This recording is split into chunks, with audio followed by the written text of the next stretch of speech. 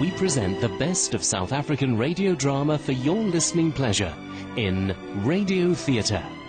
And now, Act 1 of this week's story.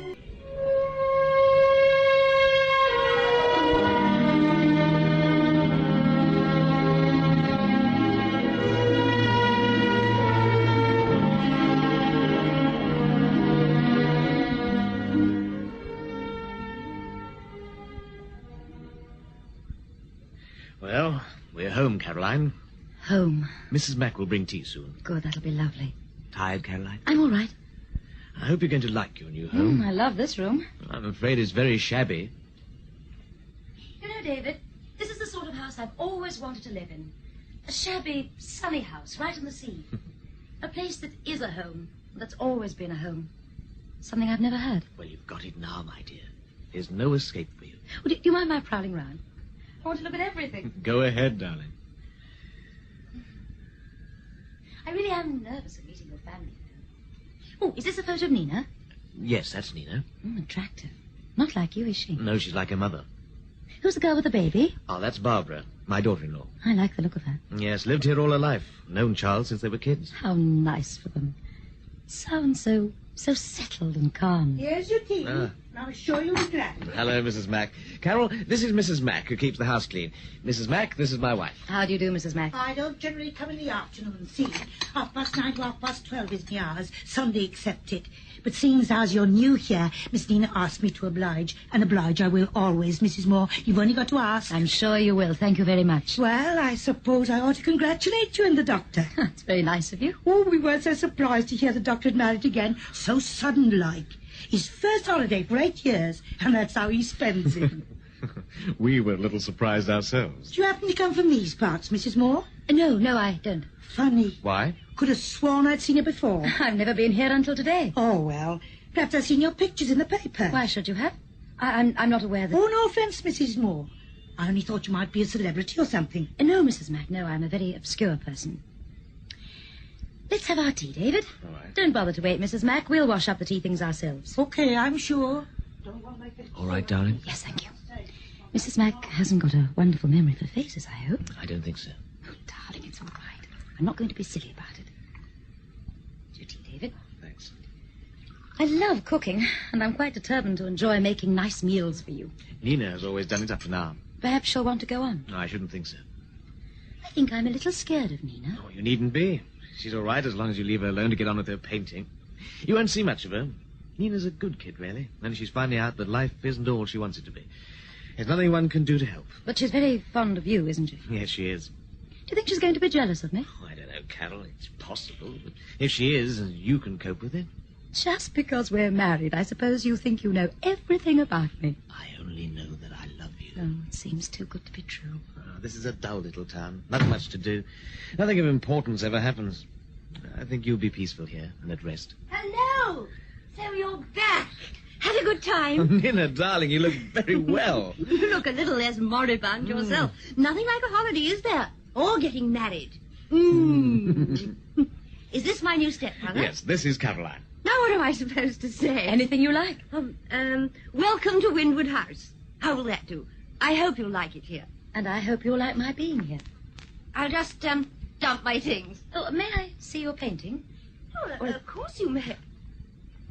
Oh, You do hate that hat, don't you? Well, that comes across all right, does it? Yes, it certainly does. I meant it to.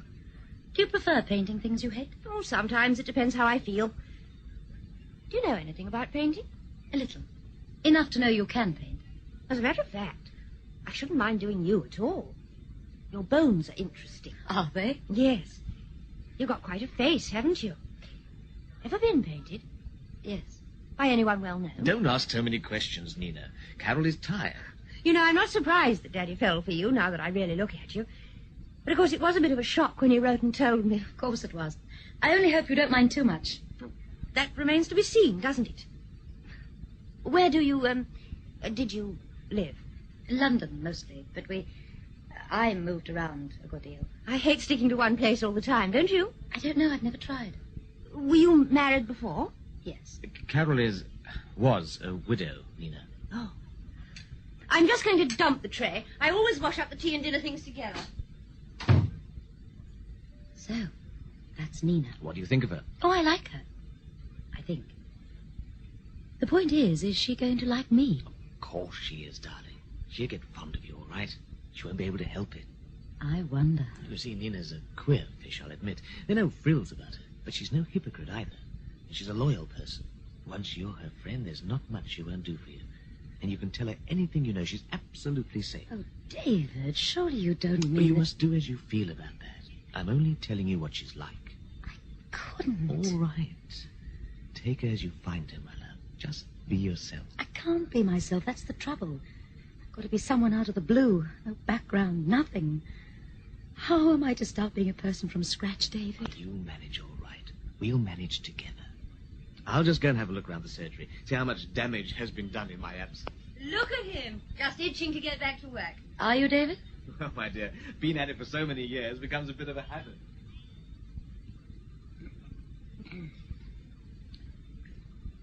I do realize I must be a bit of a shock to you, Nina.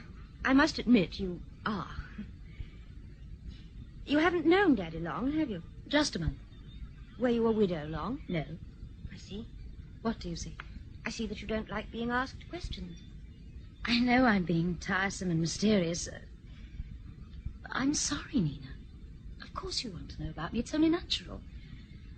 Well, someday I'll tell you more about myself, but not just now, if you don't mind. As you like. My first marriage was very unhappy, and I don't like talking about it. Then we'll change the subject. Let's talk about you. Me? There's nothing to say. I take it you don't like living down here. No, I don't, but Daddy has to have someone to look after him. He has me now. So he has. You don't have to stay any longer unless you want to.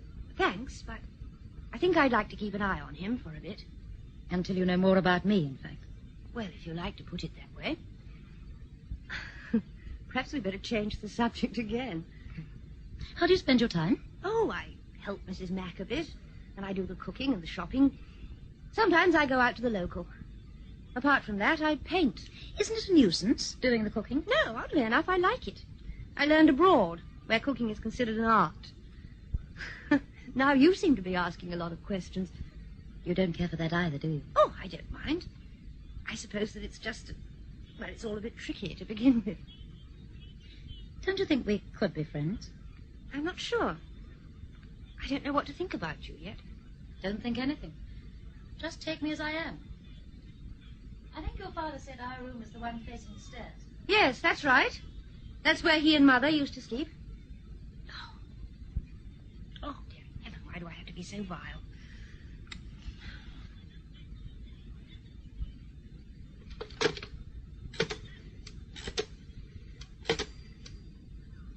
Hello, Nick. Oh, thank heavens you've answered. Oh, apologized or pretended I got the wrong number or something. Oh, don't be cross, darling. I can't bear it. Oh, it's all right, you dope. No one calls you Nick but me. No, I promise not to do anything stupid. Listen, I'm going along to the local. Yes, the Anchor. Can you meet me there? I'll have to leave about 7 because Daddy's just back with his new wife.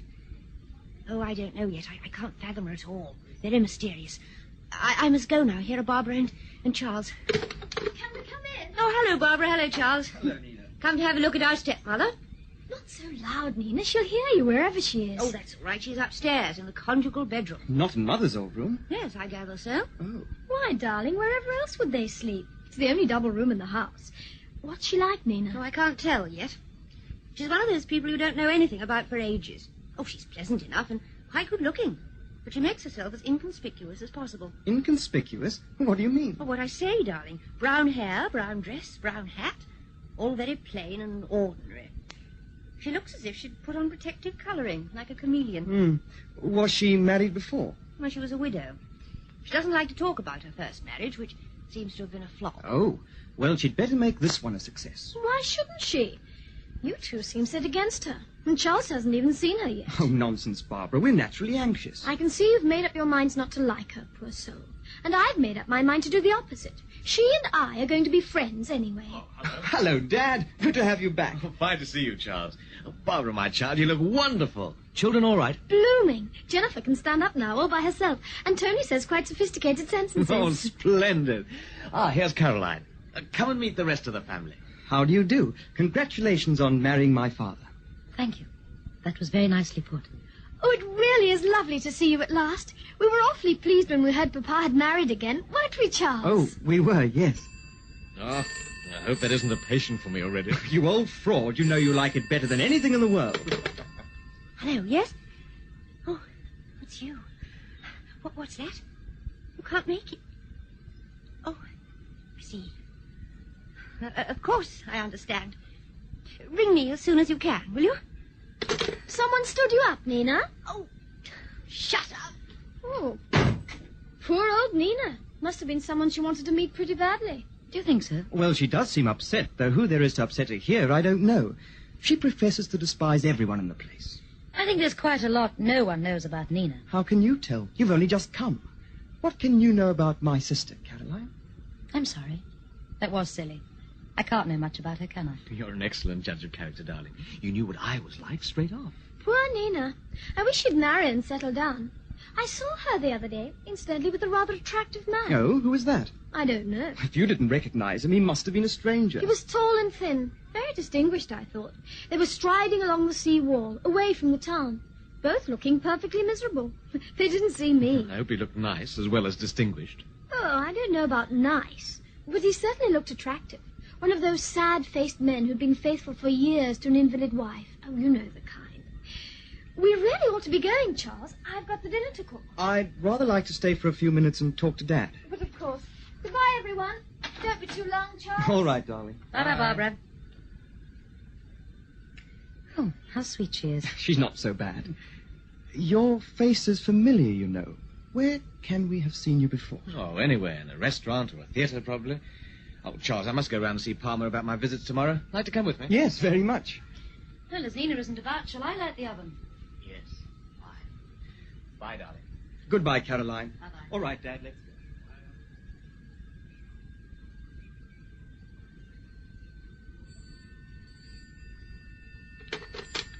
Hello.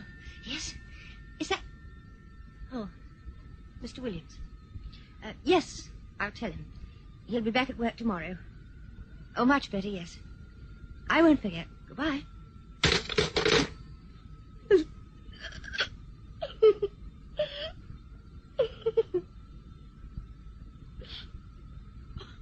All right, Caroline, I know you're there. I'll go away if you like. No, don't do that. This is your home. Why should you skulk upstairs? Is that why you're crying? No. I'm sorry to be such a bore. If it's any help, I know exactly how you feel. So say and do what you like. You've been through a ghastly time yourself, haven't you? What makes you think I have? Oh, it's written all over your face. That's why I want to paint you. I don't think you can really read what is written on people's faces, Nina. Human beings are very deceptive, you know. I'm a painter, don't forget. I'm trained to look at people. But you don't want me to know anything about you, do you? You're pretty secretive yourself. Force of habit. If there's anything I can do to help you, I will. Thank you. You dislike me, don't you? No. You mistrust me, then? I don't know much about you, do I? No. Tell me, Nina, you're trained to look at faces. Have you ever seen me before? No. My face isn't familiar to you. I don't think so. Why? Charles seemed to think he'd seen me before. Yes. And so does Mrs. Mack. How do you know that? Oh, I met her as she was leaving here. She remarked on that very thing. I must have a double. Caroline, why did you marry my father when you'd only known him 2 weeks? You might ask him the same question. Oh, no. Dad is different from you. Anyone can see why he does a thing. I suppose you can. What's the matter, Nina? Why can't you accept me as I am? I don't quite know. Are you jealous of me, is that it? Oh, no. No, I don't think I am. Now, there's more to it than that. Oh. Oh, it's just that I don't like not knowing about a person. There's something odd about you, Caroline.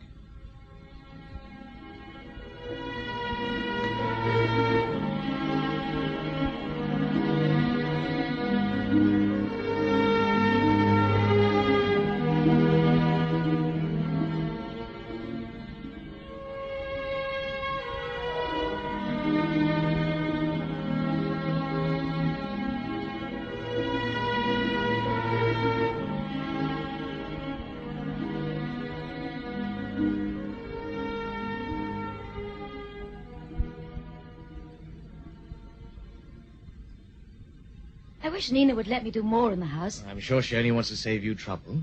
You've only been home 3 weeks. Oh, she makes me feel like a guest in my own home. Sometimes I think she does it on purpose. Oh, and David, there's another thing. Mm-hmm. She knows there's, well, something odd about me. She said something the day I came. What are we to do? Have you considered telling her the truth? No. I've been wondering lately if you oughtn't to. One can't keep secrets forever, you know. Especially a secret like ours. Thanks for saying ours. No, they mustn't find out about me, David. If we lived in London, it would be different. No one cares much what you do there. But in a place of this size...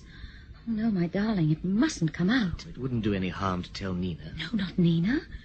She doesn't like me much as it is. I think she does like you. But you puzzle her. That makes the situation rather difficult. If you don't want her to know, she shan't know. Thank you, darling. How are you two? Our after-lunch coffee. It's always a treat to drink Nina's coffee. You must show me how you do it, Nina. Well, half the battle is to grind the coffee beans fresh. You've lived in France, haven't you, Caroline? You must know that. Yes, but we lived in hotels. Oh. Where did you stay? All over the place. We were in Provence a good deal of the time. Nina, you ought to show Carol your paintings of Provence. She'd be interested. Oh, they're all put away in the attic. I did them up and shoved them away in a fit of pessimism some weeks ago. Well, 1 or 2 of them might sell. You go and get them down this afternoon. We'll look over them. What's everybody going to do on this dreary Sunday afternoon? I must do some ironing. And I'll carry on with my Sunday Times crossword puzzle. Oh, Nina, I forgot to tell you that a Mr. Grant rang and wanted you to meet him for a drink before lunch. Oh, I'm so sorry. No, I shouldn't have gone, and you saved me the trouble of saying so. I see. Well, let's get on with my crossword. Mm-hmm. Well, here's a quotation for you. If this be, and a word in 5 letters, and upon me proved. Error. Oh, thank you. What is the error and upon whom proved? Shakespeare's idea of the marriage of true minds. Do you agree with it, Caroline? If this be error and upon me proved, I never writ, nor no man ever loved. I'm going to do my ironing. Sit down, Nina. I want to talk to you. You're jealous of Carol, aren't you, Nina? I suppose I am. I'm bound to be, aren't I? I understand that. It's perfectly natural to be jealous of a stepmother. You needn't be ashamed of it. But I do think you could get over it if you tried. And Carol isn't jealous of you. She's only hurt because you treat her like a visitor. It gives her a feeling of impermanence. And it's very important for her to feel she belongs somewhere. Is it? I won't ask why. Thank you. And another thing. I have every right to marry again. If you wanted to marry someone, you'd have no hesitation in going off and leaving me, I hope. Well, that's the point. I should go off. But you bring Caroline back here, and she and I have to share a home. Naturally, I bring her back here. Oh, I know the whole thing is quite unreasonable, and I'm sorry, Daddy. Oh, Charles and Barbara have been far more sensible. They've made friends with her. It makes me very happy that they have. But then it's so different for them. They have their own home. And Caroline is a visitor when she goes there. Nina, if I were to tell you that it really is vital that Carol should settle down happily here, that she's got to feel she has a home of her own to run. All right. I'll try. Thank you, darling. You know, if you want to be off, there's nothing to stop you. There's the money your mother left you, and I dare say I could help. That's sweet of you, Daddy. But I don't think I want to go away from here. I thought you hated it. Oh, I'm I'm used to it now, and I suppose it wouldn't look too good either if I went away. The local gossips would say I didn't get on with my stepmother. And do you? Well, superficially. But it's hard to know how to take someone who doesn't seem to have existed at all before she came here. What do you mean? Well, she's been here 3 weeks, and she hasn't had a single letter, not even a bill. She never talks about people she used to know, or even where she lived.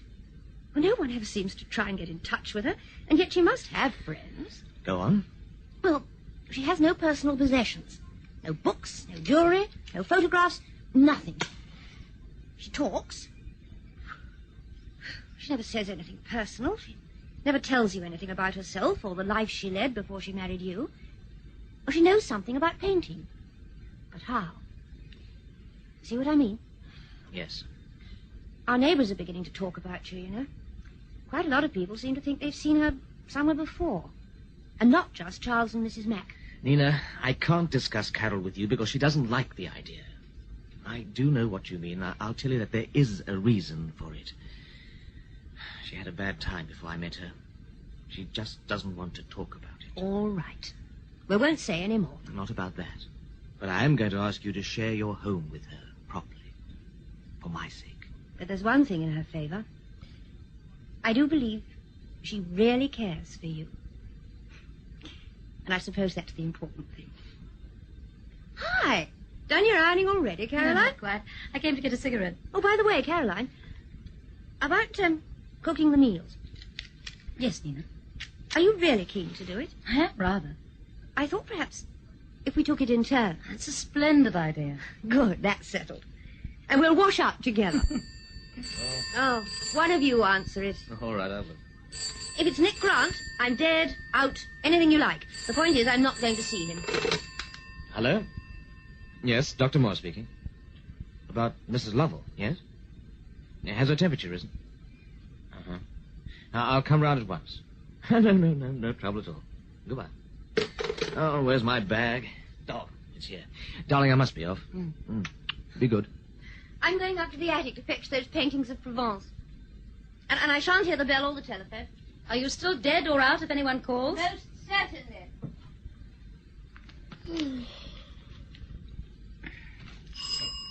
Oh.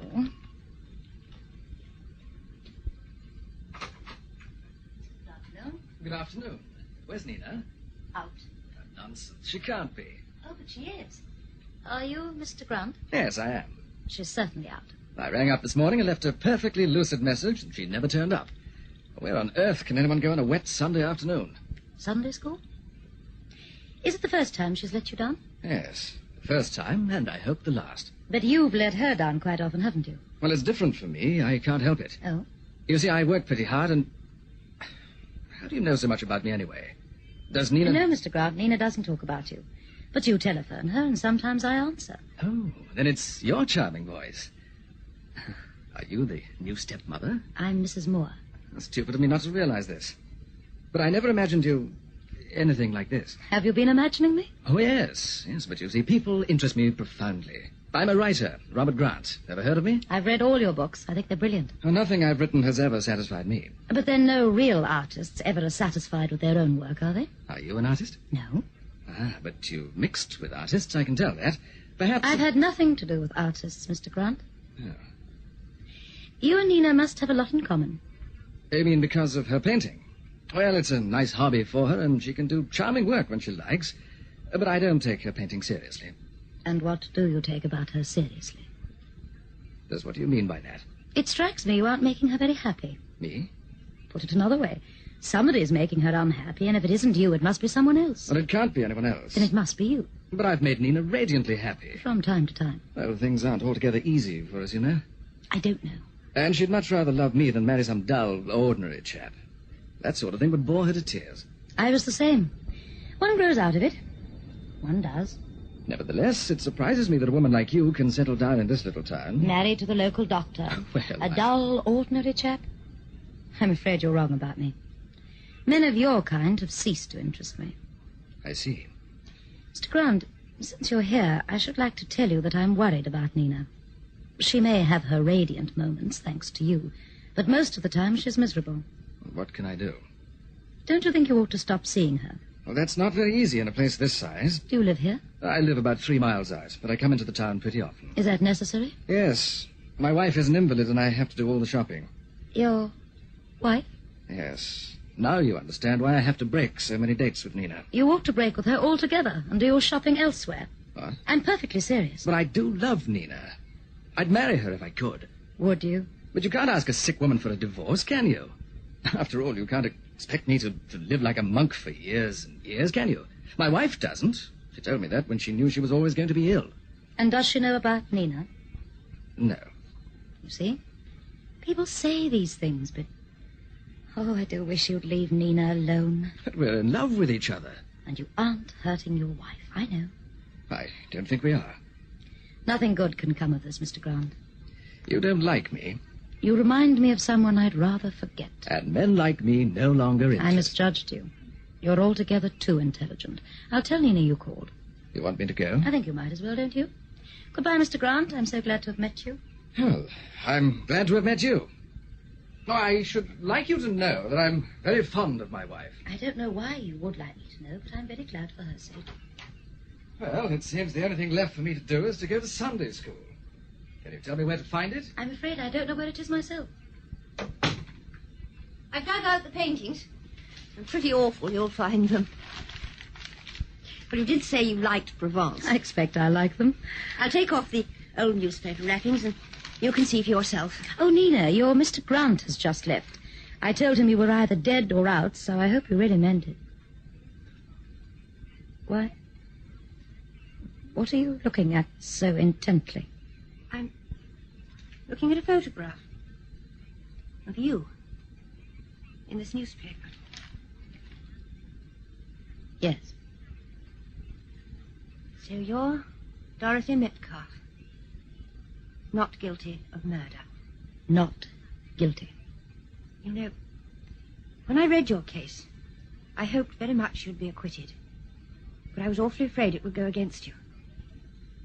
You told me your name was Lawrence. So it was, before I married Philip Metcalf. Yeah. And that's how you know about painting. He was a very fine artist. Yes, he was. What are you going to do now you know? Do? What should I do? You might think it your duty to tell people about me. Oh, no, Caroline, I'm not that sort of person. It's your secret and Daddy's, and I respect it. Thank you. But I do wish one of you had told me. It was my fault. David wanted to, but I was afraid of... Of what I would do? No, of what you would think. But it wasn't particularly nice for you to find out like this. Oh, that doesn't matter. It was chiefly that I haven't known what to think about you. I can understand that. Daddy knew about you before he married you? Yes, he did. Well, that should be good enough for me. You had my sympathy at the time, and you have it now. Thank you. Why were you so afraid it would go against me? Oh, I don't know. Because of the absence of witnesses, I think. It was one of those things that just couldn't be proved. Yes, Philip and I were quite alone at the time of his death. It must have been awful for you. It was awful to know that my private life had become the property of the great British public. Perfect strangers could read in the papers things I wouldn't have told my dearest friends. I'm going to ask you something. You'll have to try not to mind, because I must ask it. Otherwise, I shall never really know what to think about you. That's all right. I think I know what it is. Why did I marry David? Yes. I thought it was that. Are you afraid it was because I wanted someone to protect me, give me a new name? You don't have to answer I think me. I must. Of course, part of the answer must be yes. Well, that's honest of you. But only part. There's such a lot more to it than... You know, I find it very hard to explain. When it was all over, I had only one idea. To get away, be alone. I went to the Cotswolds. A woman put me up in her cottage, and for 2 days I just stayed there and tried to make my mind a blank. I told her my name was Lawrence. Silly of me, but I was too tired to think straight. I walked about for hours trying to pull myself together. Then as I was going through a field, I stumbled and fell. And Daddy picked you up. Yeah. Yes, he did. He was so kind. He was the first decent person I'd met for years. I found myself telling him the whole story. He said that I was in a pretty bad state and couldn't cope with things myself, and that he was going to do it for me. From then on, he took charge. He would. I thought, I still think he's the most wonderful man in the world. You see, I've always been attracted to men like Philip. Charming, amusing men who weren't any good. A few years ago, I might have thought David dull. But not now. I hope and believe that I really love him. Have I answered your question? Yes. I think so. You stand a good chance of making a go of this marriage. So long as no one finds out about me. I can't stay here if that happens. You know I shan't tell anyone. Not even Mr. Grant. What do you know about him?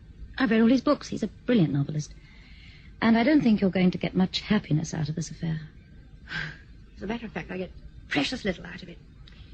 His wife's an invalid, and Nick says he can't possibly divorce her. Oh, it's a dreary business, carrying on a furtive affair in a place this size. He says he's going away to work, and I announce I'm going to stay with a friend.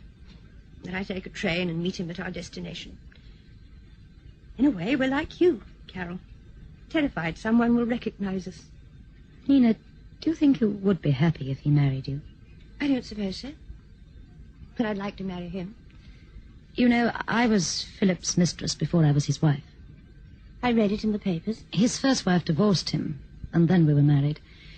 He was unfaithful to me at intervals. Finally, he took a mistress who threatened to supplant me entirely. So I know the worst of both sides.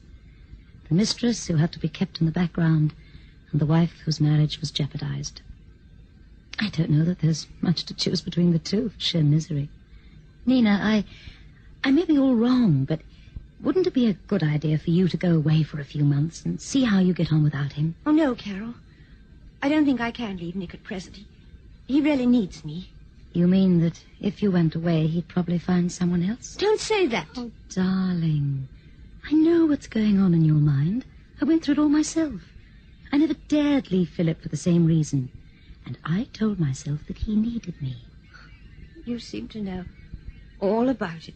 Yes, I'm afraid I do. Hello, Nina. Oh, relax, Daddy. I'll make tea in a moment. It'll be good for us all. Oh, I'm sure it will. You two look pleased with yourself. What's up? Oh, we've just been having a quiet Sunday afternoon. David. Yes? Nina knows about me. Is that why you're looking like that? I think it must be. What did I tell you, Caroline? You told me to tell her, darling. You should listen to your husband sometimes, you know. It's all right for me to know, but I think we ought to keep it entirely to ourselves. Of course. I suppose Charles will have to know sometime, but I'm doubtful about Barbara. She's quite a nice girl, but would she understand a thing like this? You understand? Well, yes, but then I'm not a nice girl. Well, I'm very glad we haven't got to keep this a secret from Nina any longer. So am I. Do you know, I can smell something burning. Heavens, I believe you're right. It's upstairs. Oh, I know what it is. I left the iron on. Oh, my goodness. If you want any help, I'll call the fire brigade. Oh, hi, Mrs. Mack. What are you doing here? I dropped in, see? So I thought I'd make you some tea. Oh, how very nice of you. And to tell you, my daughter's near her time. And my husband poured a kettle of boiling water over himself. That's all. Good heavens, is he badly hurt? He's got some lovely scalds. You should see his leg. Oh, I think I'd better. Make yourself a cup of tea. We'll go round together. Thanks. He'd like you to see them burn. The sooner we go round, the better. Okay, I'm sure. Oh, what a lovely mess this room is in. Newspapers wherever you look. Well, I think we've finished with the papers. Take them up, Mrs. Mack. Now, hurry up with your tea. We'll go round and see your husband. Women, is the house on fire? No, thank goodness. Then come down and have tea. Have you made it? Me make tea? Why should I, with a pack of women to wait on me? David, it was the iron. I can't think how I forgot to turn it off. Oh, it scorched the board, I'm afraid. Oh, never mind, darling. Where are all the papers? I gave them to Mrs. Mack. She took them out. Mrs. Mack? Oh, what's she doing here? Well, she dropped in to say her 15th grandchild is imminent, that her husband has poured a kettle of boiling water over himself, and she made our tea. Caroline. She's taken the papers. My paintings were wrapped in, too. Oh, heavens, no. Oh, Carol, what's the matter? You look as... David, Nina brought her paintings down. They were wrapped in old newspapers. Yeah? There was a headline about me and a photograph. Mrs. Mack has got it. Caroline, she's taken it. She's gone. Oh, David, darling, what have I done to you?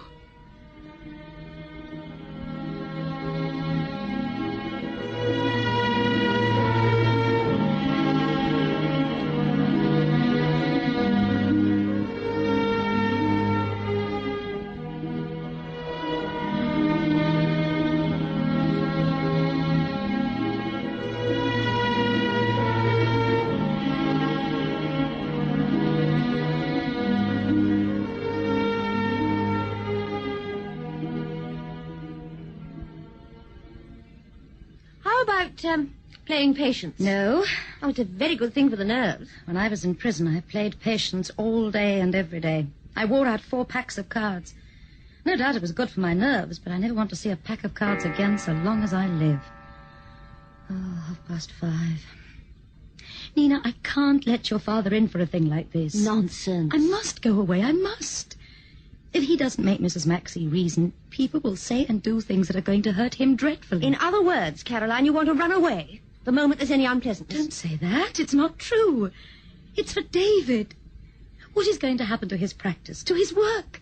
He loves it so much. It's part of him. Daddy has been here too long and is too well loved for his practice to suffer. What about Charles and Barbara? What are they going to think? I don't know.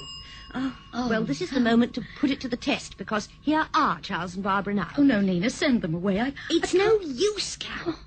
I'll let them in. Hello, you two. What brings you here? Where's Dad? Out. He won't be long. Don't spread it abroad, but we're expecting another baby. And, Carol, I want you to be godmother.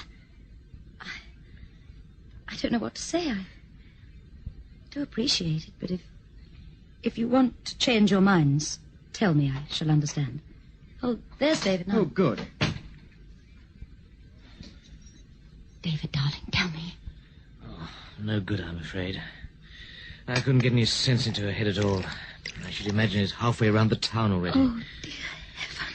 Oh, hello, you two. Hello, Papa. There's a good strong drink for you, Daddy. Oh, thank you.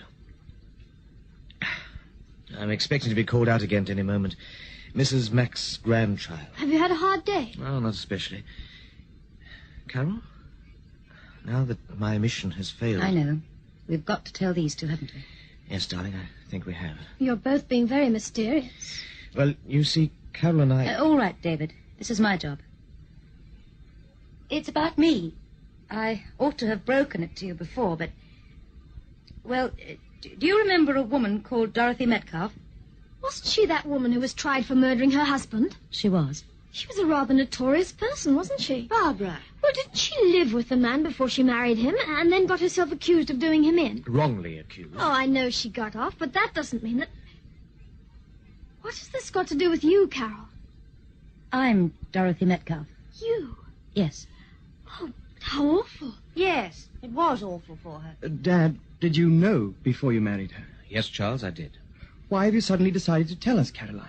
Because Mrs. Mack found out about me by accident, and she refuses to keep the story to herself. I suppose you realized what you were doing when you married Papa. I... Because he has quite an important position here, you know. The doctor with the biggest practice in the place. Certainly Carol realized. I told her all about myself. And you were willing to take the risk of people finding out? Yes. Then we stand by you, of course. Thank you, Charles. By you both. I thought you'd say that. And I won't. But, Barbara... I can tell right from wrong. You are very clever to be able to do that. Am I? I have certain standards and I stick to them, whether I'm narrow-minded or not. I know that Dorothy Metcalf is a bad woman. You mustn't say things like that. You don't know enough about her. I seem to remember from the trial that your late husband had children by his first wife. Yes, he had. And you took him away from them. No, I'm a wife and a mother, and to me that is unforgivable. Don't you think that if the marriage is a failure, it's better for the father to go? To me, it's a tragic thing for children to witness their parents' unhappiness and disintegration of the marriage. But that doesn't excuse the woman who causes the unhappiness, does it? In this case, the marriage had failed before Caroline came into it. I dare say she told you that. They all do. It was true. You broke up one marriage, and when another woman came along and threatened to do the same thing to you... Yes. What did I do? That's what nobody knows except yourself. Barbara, what do you mean? Correct me if I'm wrong, but wasn't she alone in the house with him the night it happened? Oh, for heaven's sake, shut up. Oh, yes, Barbara, I was alone with him. I believe there were violent quarrels, and you were apparently desperately jealous of his new mistress. Yes. I thought so. Well, did you kill him or didn't you? Barbara, shut up. There's only one person who knows the answer, and that person is you, Caroline. I don't have to be narrow-minded and provincial to realize that. I pleaded not guilty, and I was judged not guilty. You are still the only person who knows the truth. I think I know it. You don't, you know. Barbara, I'm sorry about this, but I stand by Dad and Caroline. So do I. And you, Barbara? I'm sorry. I can't change my mind. Doesn't matter. I'm afraid it does. Why, Carol? Because Barbara is typical of the people who live here. Yes, I am. This place is full of people who are exactly like me. People who are Papa's patients. At present. I'm going away, David. You're not going to leave me. Yes, I am. Barbara is right. None of you know. No one in the world knows but me. You're all going to wonder, aren't you? You're going to wonder what really happened. Not only you, but everyone in the place. They're going to ask each other in the shops, in the pubs. Did she push him down the cellar stairs, or did he fall because he was drunk? Is she a bad woman? Is she just unfortunate? Or a woman who ought to have ended her life on the gallows? Caroline. That's the sort of thing they'll say, isn't it? Yes, it is. I'm going to tell you what really happened. No, Are you afraid to hear it, David? I'm not afraid. I killed Philip. I killed him deliberately, in cold blood. I hated him because I was jealous of the other woman and because I loved him. Don't say any more. The last night of his life, Philip was drunk. I encouraged him to get drunk. I made him empty the whiskey bottle, and I asked him to go down to the cellar and get another. He went. I followed him to the top of the stairs, and I pushed him. I'd planned the whole thing days before. Now, will you let me go, David? Yes, hello? Mrs. Tilling's baby. I'll go at once. He'll, come at once. Bye-bye. But look here, couldn't Dr. Palmer... No, she's my patient. But, Dad, at such a moment, isn't it rather important for you to stay here? It's quite an important moment in Winnie's life, too. I must go when I'm sent for. Take Barbara home. All right. I'll see you in the morning. Barbara, I trust you not to say a word to anyone. Nina, take care of Caroline. Don't wait up for me. I don't know when I shall be back. Goodbye, Caroline, my love.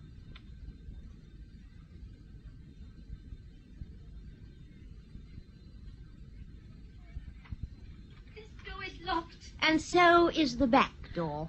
Oh, Nina, I did David a terrible wrong when I married him. The only decent thing I can do now is to leave him. I wonder why we always hurt the one person we most want to make happy. I wish I knew.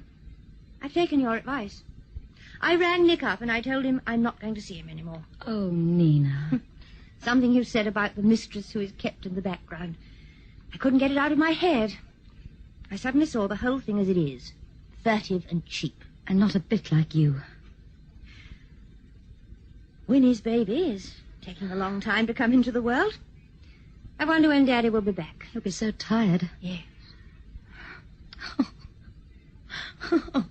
Oh, don't cry, Caroline, don't. No, you don't want to go away, do you? You want to be happy like all of us. I have no right to be happy, to love or to be loved. I wonder. You're a strange creature, Caroline. I don't think we know the truth about you yet. There's Daddy. Oh, no. No, I can't. I'm going upstairs.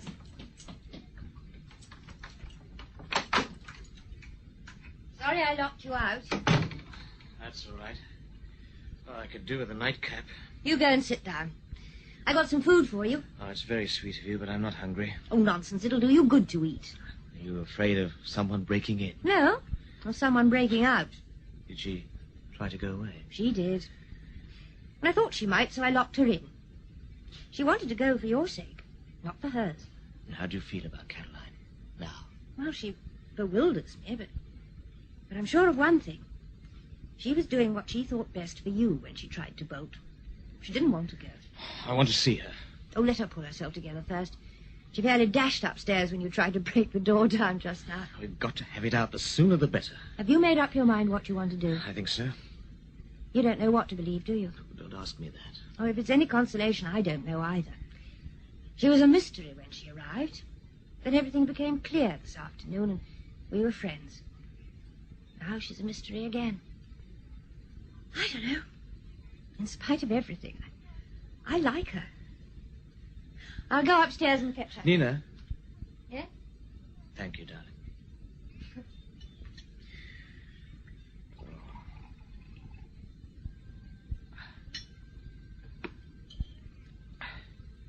Carol. I'm glad you're here. Put down your suitcase. I must go, David. Must you?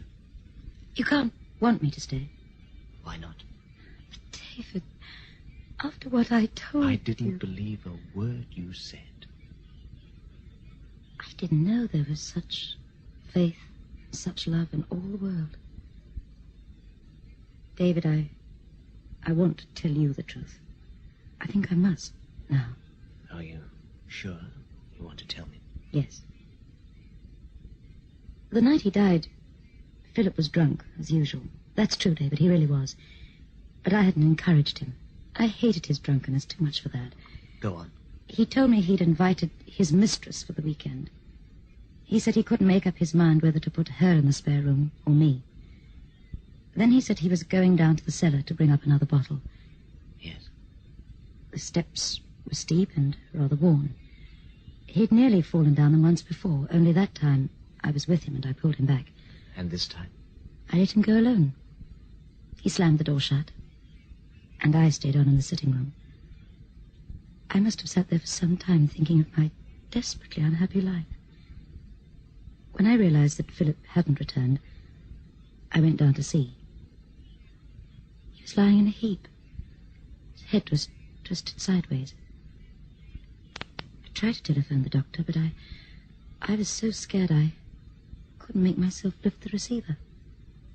So I went out and walked about for hours. Well, that was my undoing, because when I finally got to the doctor, I told him Philip had just fallen. Well, when he saw the body, he knew it wasn't true. But, Carol, you... I know what you're going to say. You're going to say I didn't actually kill Philip, aren't you? But we both know that isn't true. I let him do something that would result in his death.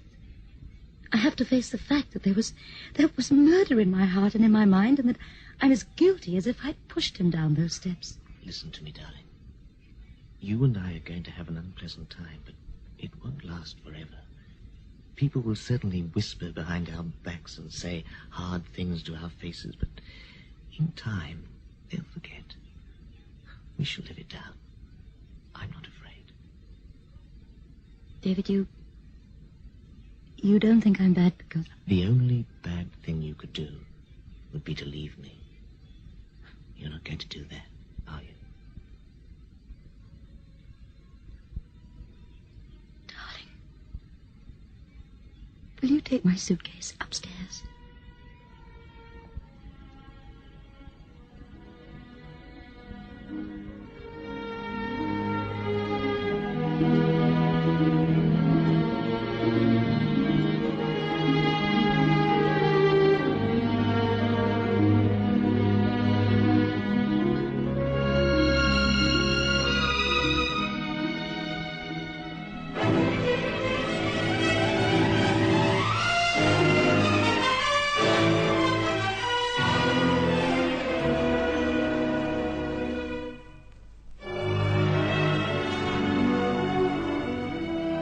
If This Be Error by Rachel Grieve. You heard Barbara Kinghorn as Caroline Moore and Glyn Day as Dr. David Moore.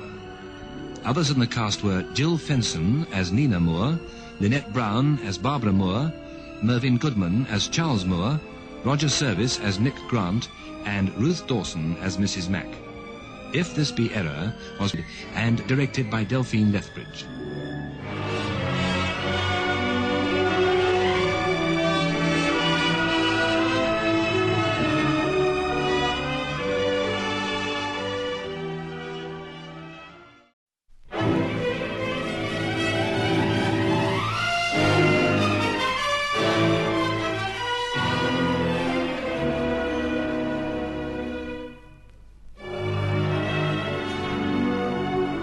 In today's edition of Radio Theatre, we present I Never Sang for My Father, written by Robert Anderson.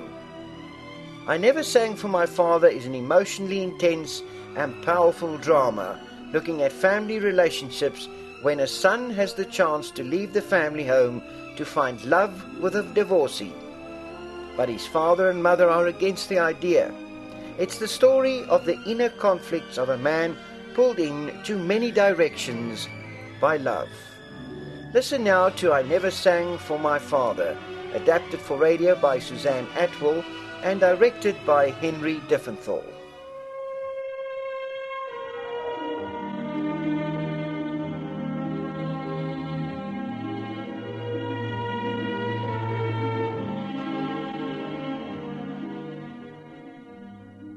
Death ends a life.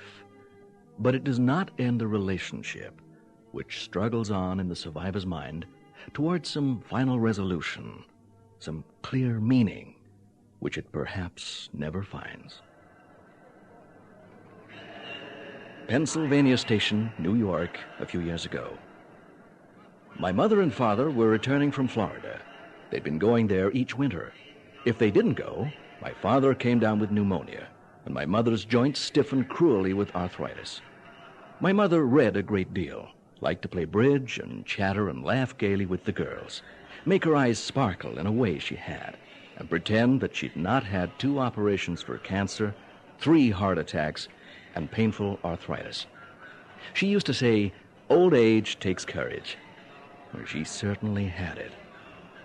My father, though he had never been in the service, had the air of a retired brigadier general. He read the newspaper, all editions, presumably to help him make decisions about his investments. We had 4 bags. I don't see any of them. We had one in the compartment with us. That can't have been lost. Hello, Dad. Well, Gene, as I live and breathe, this is a surprise. I wrote you I'd be here. Did you? Well, my mind is like a sieve. Am I glad to see you? They've lost all the bags. Well, I'm sure they're somewhere, Dad. No, I've looked. It's a nuisance. Well, look, let's just take it easy. I'll handle it. Look, there's one. They'll show up. No, now, wait. We don't want to get the wrong bags. Mine is brown. The old one was brown, Dad. I got you a new one this year for the trip. It's a gray one. No, Gene, I've had the bag in Florida all winter. I should know. Oh, please, Dad. Please let me handle this, will you? You go and get your mother. I'll take care of the bags.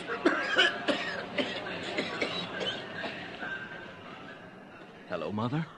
Well, Gene. Hi. Oh, my, it's good to see you. You look wonderful. What? You look wonderful. Oh, a little rouge. How do you feel? I'm all right. But your father, did you see him out there? Yes. Oh, he's sick, and he won't do anything about it. I heard him cough. Makes me so darn mad. I couldn't get him to see a doctor. Why not? Oh, he's afraid they'll send him a big bill. He says he'll see Dr. Mabry tomorrow. But I can't tell you what it's been like. You tell him. Tell him he's got to see a doctor. He's got me sick with worry. I'll get him to a doctor, Mother. Don't you worry. And he's getting so forgetful. This morning he woke up here on the train and he asked me where we were going. Well, Mother, he is almost 80. Oh, I know.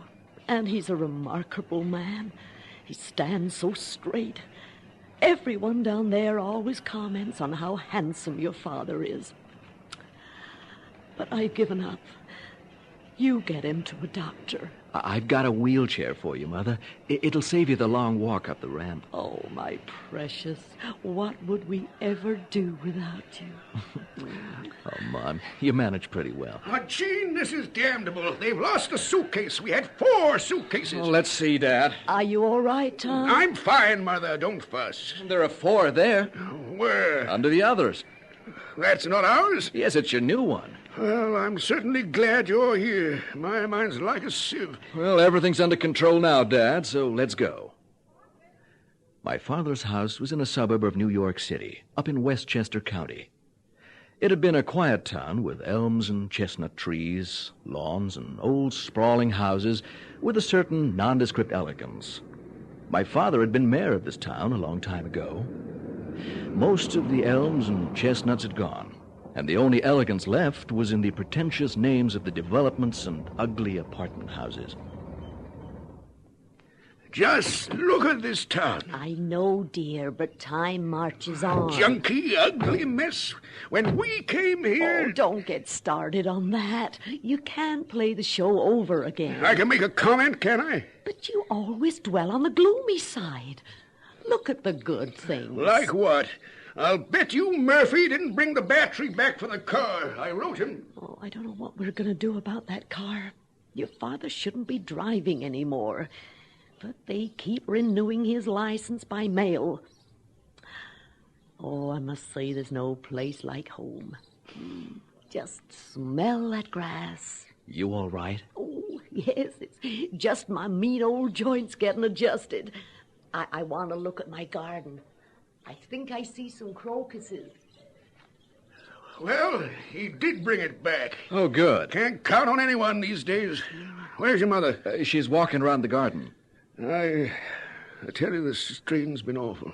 She looks well. I know, but you never know when she might get another one of those blasted seizures. It's rough, I know. Well, we'll manage. She's a good soldier. But you know, she eats too fast. The doctor said she must slow down, but not your mother. Incidentally, don't forget she has a birthday coming up. Yes, I know. Before you go, I want to give you some money. Go get her something nice. Handkerchiefs, you know what she likes. All right. We're going to get that cough looked into. Oh, I fully intend to, now I'm home. But I wasn't going to let them get their hands on me down there. If you're a tourist, they soak you. With the problems you've had with pneumonia... I can take care of myself. Don't worry about me. Let's go and see if Dr. Mabry can see you. First thing tomorrow. Why not make the appointment today? Now, look, I'm perfectly able to take care of myself. You know, Mother would feel a lot better... Now, Gene, don't you think I have the sense to take care of myself? Sometimes, no. Well, I appreciate your solicitude, old man. You'd better go help your mother. She's missed you a lot. Why don't you stay for supper? Well, I was planning to take you to Schrapp's. Hooray for our side. Oh, Gene, I want to talk to you a minute. We received your 4 letters from California. I'm sorry I didn't write more often. Well, we do look forward to your letters. But this girl, this woman you mentioned several times. Yes? You seem to see a lot of her. Yes, I did. Carol's been dead now, what is it? Oh, about a year. There's no reason why you shouldn't go out with other women, but listen, Gene, if you were to go out there, I mean to live, it would kill your mother. You know, you're her whole life. Dad, we've always been fond of each other, Just remember what I said. It's good to be home. The garden's looking lovely. Gene is staying for dinner. We're going to Schrapp's. Oh, can you give us all that time? He said he would. Now come along.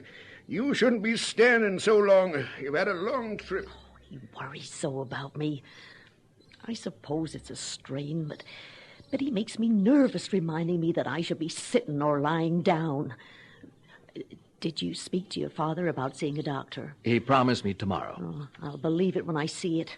It's so darn stubborn. Alice takes after him. Oh, I got a piece of it, too. You? Oh, you don't have a stubborn bone in your body.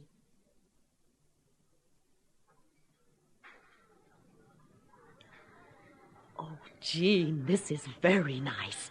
What are you going to have? Now, this is my dinner, understand? No, I invited you.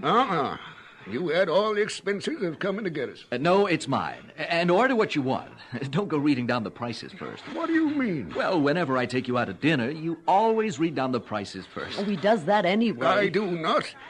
I think it's ridiculous to pay... Look, $3.75 for curried shrimp. You like shrimp. Take the shrimp. If you let me pay for it. No. Now, come on. Oh, now, Father, Gene wants to pay. Let him pay. Incidentally, you should go over and say hello to Bert Edwards. Gene and I stopped on our way in. Why? While we were gone, he lost his wife. Where'd he lose her? Tom. Just trying to get a rise. And Mrs. Bernard. She looks terrible. Always did. She lost her husband 6 months ago. She told me just before we left for Florida. I hope I go soon. Why are you so morbid tonight? I'm not morbid. They're just there. We really should see them, have them in. Phooey, who needs them? Oh, Tom, I can't have anyone in. Do you know that, Gene? Your father won't play bridge or do anything. He just wants to watch westerns or tell a story of his life. Now, wait a minute. I can't invite people to come over to watch westerns or to listen to you go on and on. You embarrass me so. You insist on going into the most gruesome details of your life. People seem to be interested. I admit it's a remarkable story, your life, but there are other things to talk about. Well, let them. He keeps going over and over the old times, Gene. Other people have had miserable childhoods, and they don't keep going over and over them. That story of your mother's funeral. And you say I'm morbid. What was that? I don't remember that. Oh, don't get him started. He kept telling everyone how he wouldn't allow his father to come to his mother's funeral. Are you implying that I should have let him? I'm not saying... He'd run out on us when we were kids, and I told him... I'm not saying you were wrong. You're so defensive about it. I'm saying you were wrong to keep bringing it up. You brought it up this time. Well, I'm sorry. Imagine going round telling everyone he shoved his father off the funeral coach. And I'd do it again. I was only 10, but I'd do it again. We hadn't seen him over a year, living the four of us in a miserable two-room tenement. And suddenly he shows up weeping and begging and drunk as usual, and I shoved him off. I never saw him again till some years later when he was dying in Bellevue of drink. What looks good to you on the menu? I have not finished. I went down to see him to ask him if he wanted anything. He said he wanted an orange. I sent him a half-dozen oranges. I would have sent more, except I knew he was dying. There was no point in just giving a lot of oranges to the nurses. Next morning he died. Look at your menu now, Father. What are you going to eat? We hurried through our dinner. My father ate only dessert. We hurried through to rush home to one of my father's rituals, the television western. He would sit in front of them hour after hour, falling asleep in one and waking up in the middle of the next one, and never knowing the difference. When my father fell in love with a program, it was forever. I say we rushed away from Shraft's. Actually, my father rushed. We just lived down the street. I walked my mother home very slowly, stopping every 50 yards or so. I don't know how he can sit through hour after hour of these westerns. You know, I think he always wished he'd been a cowboy. Take him out and shoot him. He won't listen to the things I want to hear. Still, he's a remarkable man. Good old Mom. Well, he is. Not many boys have fathers they could be as proud of. I know that, Mom. And I'm very proud of him. Everything he's done for his family. So he didn't dance with me at parties. You took care of that. You were just a great dancer, Mother. I was a terrible dancer. You just couldn't stand seeing me sitting alone at a table at the club while your father was dancing with various other people. Table hopping or playing poker with the boys in the locker room. Oh, what a shame that children can't see their parents when they're young and courting and in love. All they see them being is tolerant, sympathetic, forbearing, and devoted. All the qualities that are so unimportant to passionate young people. Here, let me open the front door for you. Jean, I want to talk to you. You should be in bed. You've had a big day. Tell me about California. I loved it. And the girl? The woman with the children? The doctor? You love her too, don't you? I think so. I know when Carol died, you said you'd never marry again, but I hoped you would. Oh, I know it's hard, but I think Carol would have wanted you to. I don't know. I think you want to move to California and get a job teaching there and marry this woman. Yes. Yes, I think I do. I wasn't sure while I was there. I suddenly felt I should get away and think. But when I walked into my old apartment with all Carol's things there... I think it'd be the best thing in the world for you to get away to marry this girl. Thanks. A new place, a new wife, a new life. I'd feel just terrible if you didn't go because of me. There are still planes, trains, and telephones. And Alice comes from Chicago once or twice a year and brings the children. Thanks, Mother. You always made things very easy. I think you'll like Peggy. I'm sure I will. You have good taste in women, and they have good taste when they like you. I'm not so sure. I never really knew if I made Carol happy. And if I did make her happy, I sure wish she'd let me know it. I guess a lot of us forget to say thank you until it's too late. Oh, you've been so good to me, Jean, so considerate. Perhaps I've let you be too considerate, but it was your nature. And your father just withdrew behind his paper and his investments and his golf. If I did wrong, I just did the best I knew how. You did everything just fine. And your father's done the best he knew how. Yes. Of course, you know your father will object to your going away. He already has. He said it would kill you. How sad. Why can't he say it would kill him? He doesn't think it would hold or mean anything to you. Well, you go to California. Your father and I can take care of each other. Now, don't mention this business to your father tonight. He's not well, and it's been such a nice day. In the next few days, I'll talk to him and tell him how important it is for you to No, I'll do it. Good night, my precious. Hey, where would you like to celebrate your birthday? Oh, lovey, you've already given us so much time. Just call me on the phone. No. We can have dinner at least. I'll make some plans. Jean, if your father gives you money to buy his present for me, please, no more handkerchiefs. He always says handkerchiefs. I know, but I've got dozens and dozens for my past birthdays and Christmases. What would you like? Get me some perfume. You choose the kind. Okay. Good night. Good night. You look great. I must just go and see Father. Oh, so soon? Yes, I have to go. Where's your mother? She's upstairs. Fine. You see about that in the morning, Dad? I fully intend to. Oh, this West is a good one. Why don't you stay for this one? No, Dad. I've got to run along. Oh, well, all right. We see so little of you. Well, I'm here at least once a week, Dad. Oh, I'm not complaining. There just doesn't seem to be any time. When you're here, your mother's doing all the talking. We'll get a chance to talk, Dad. I can't tell you what a comfort it is knowing you're just down in the city. Don't know what we'd do without you. Jean, remember what I said about California. Good night, Dad. Drive carefully. Take your first left and your second right. Yes. And then left under the bridge. It's a little tricky down there. And Jean... Look, I've driven this road for 20 years, for heaven's sake. Just trying to be helpful. Take your first left and second right. Then turn left under the bridge.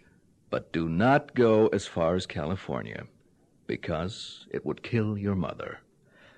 I hated him for that, for sending up warning flares that if I left, it would not be with his blessing, but with a curse, as he had banished my sister Alice years ago for marrying someone of a different faith. And the scene so terrified me at 14, I was sick. He knew his man, or that part of me at least, a gentleman who gave way at intersections. And yet, when I looked at those two old people, almost totally dependent on me for their happiness, this is the way the world ends, all right.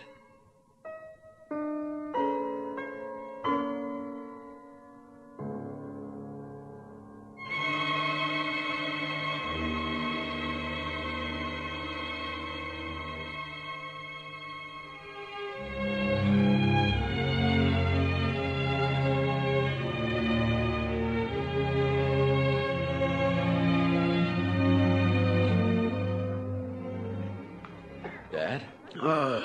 Am I glad to see you. Have you seen your mother? Yes, she's sleeping. That doesn't sound any better. Well, I've had a shot.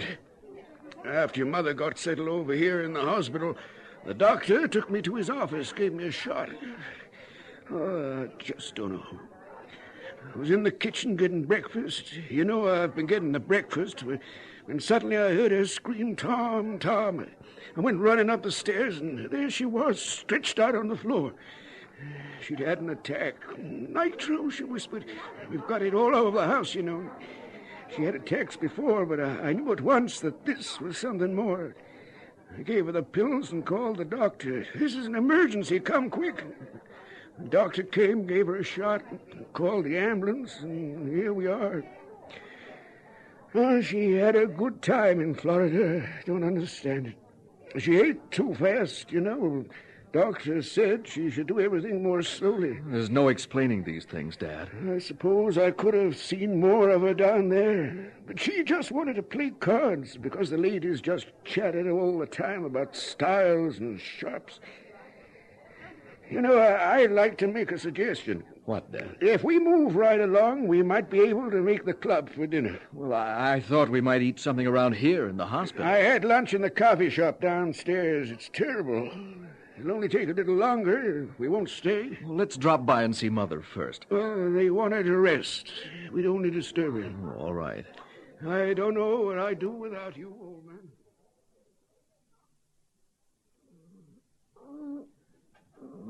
Hello, Mother. Oh, Jean, look where I ended up. The doctor says you're better tonight. You know how this happened, don't you? Why it happened. No, Mother, but take it easy. He's seen the doctor. He's had a shot. Well... You should be sleeping. Oh, that's all I've been doing. Makes me so mad. I was feeling so well. Well, how goes it? How do I know? You look better. You know I came without anything. I've still got my stockings on. Well, it all happened pretty quick, my darling. I'll need some things. Your wish is our command. I'll write it down, but don't talk too much. Toothbrush. Some night things. I'm still in my slip. Oh, and a hairbrush. We'll collect some things. Oh, you wouldn't know what to bring. Jean, you look around. Yes. Now, just you take it easy. I hate being seen this way. We think you look beautiful. Mother, we're just going to sit here now because you're talking too much. You're being a naughty girl. Hey, those are lovely flowers Alice sent. She knows your favorites. I called her. I'll keep in touch with her. She said she'd come on, but I said I didn't think she had to. Oh, all right, nurse. We're just leaving. We'll run along now, Mother. My precious. Good night, Mom. Good Sleep night. well. Good night. Well, my dearest, remember what we used to say to the children? When you wake up, may your cheeks be as red as roses and your eyes as bright as diamonds. Good night, Mom. Good night, Good night, Jean. my dearest. Good night, Tom. Well, we can get the things ready. You can bring them early tomorrow morning on your way to town. I've got an early appointment at the college tomorrow, Dad. I'll have to run along after we have a nightcap. Oh, I thought you might spend the night. I've got an early appointment at college tomorrow. Well, you could stay and still make it. Well, it's very early, Dad. We've got an alarm clocks all over the house. Well, I wanted to change before the appointment. You know, a shirt. I've got shirts, underwear, socks. I don't wear your sizes, Dad. I could get you up earlier then. I don't sleep beyond 5 these days. No, Dad. I just... No. Maybe something good on television. Wednesday night, I think there is. Right. We'll watch a little television, Dad, and have some drinks. But then I'll have to go. All right, old man. I sat with my father much longer than I meant to, because I knew I should stay the night. But I couldn't. I went home. The next morning, around 9:30, my mother died.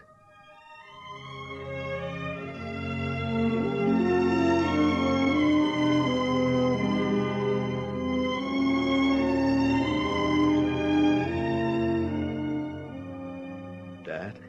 Oh, Jean. I called Alice. Oh, thank you. Oh, hello, Jean. Mr. Scott. I'm terribly sorry. Thank you. Now, the burial is to be where, Tom? The upper burial ground. I've got the deed at home in my file cabinet, if I can ever find it. Well, will you see that I get it, Jean? At least the number of the plot. It's 542. You're sure of that? My wife was buried there last year. That's right. Ah, an obituary. Perhaps you'd like to prepare something, Tom. Yes. Well, Jean was very close to his mother. Yes, I'll work something up. Well, if you could. By this afternoon, so that it'll catch the... She was my inspiration. When I met her, the clouds hung low and dark. I was going to night school, studying shorthand and typing and elocution, working in a lumber yard in the daytime, wearing a cutaway coat, if you please, someone at the church had given me. I was making a home for my brother and sister. My mother had died. My father had deserted us. He did not know the meaning of the word quit. They said that some years ago when the schoolboys of Old Harlem gave me an award. You were there, Jean. Yes. Obstructions, yes. But go through them or over them, but never around them. Teddy Roosevelt said that. I took it down in shorthand for practice. Early in life, I developed a will of iron. Any young man in this country who has a sound mind and a sound body, who will set himself an objective, can achieve anything he wants within reason. I'll write something. About what? Mother, for an obituary. Oh, yes, you do that. Yeah, but he's a literary member of the family. You'll use the church, won't you? Not the chapel. I imagine there'll be hundreds of people there. Garden club, women's club, mother's club. Well, I'm sure that Reverend Pell will use whatever you want. And now, I'd like to estimate that Mrs. Garrison should be, that is, if people want to come to pay their last respects, about noon tomorrow. All right. Would you like to see where Mrs. Garrison will be resting? No, thank you. I think we'll be moving along. I assume your sister Alice will be coming on. She arrives this evening. Shall we go, Dad? Oh, yes.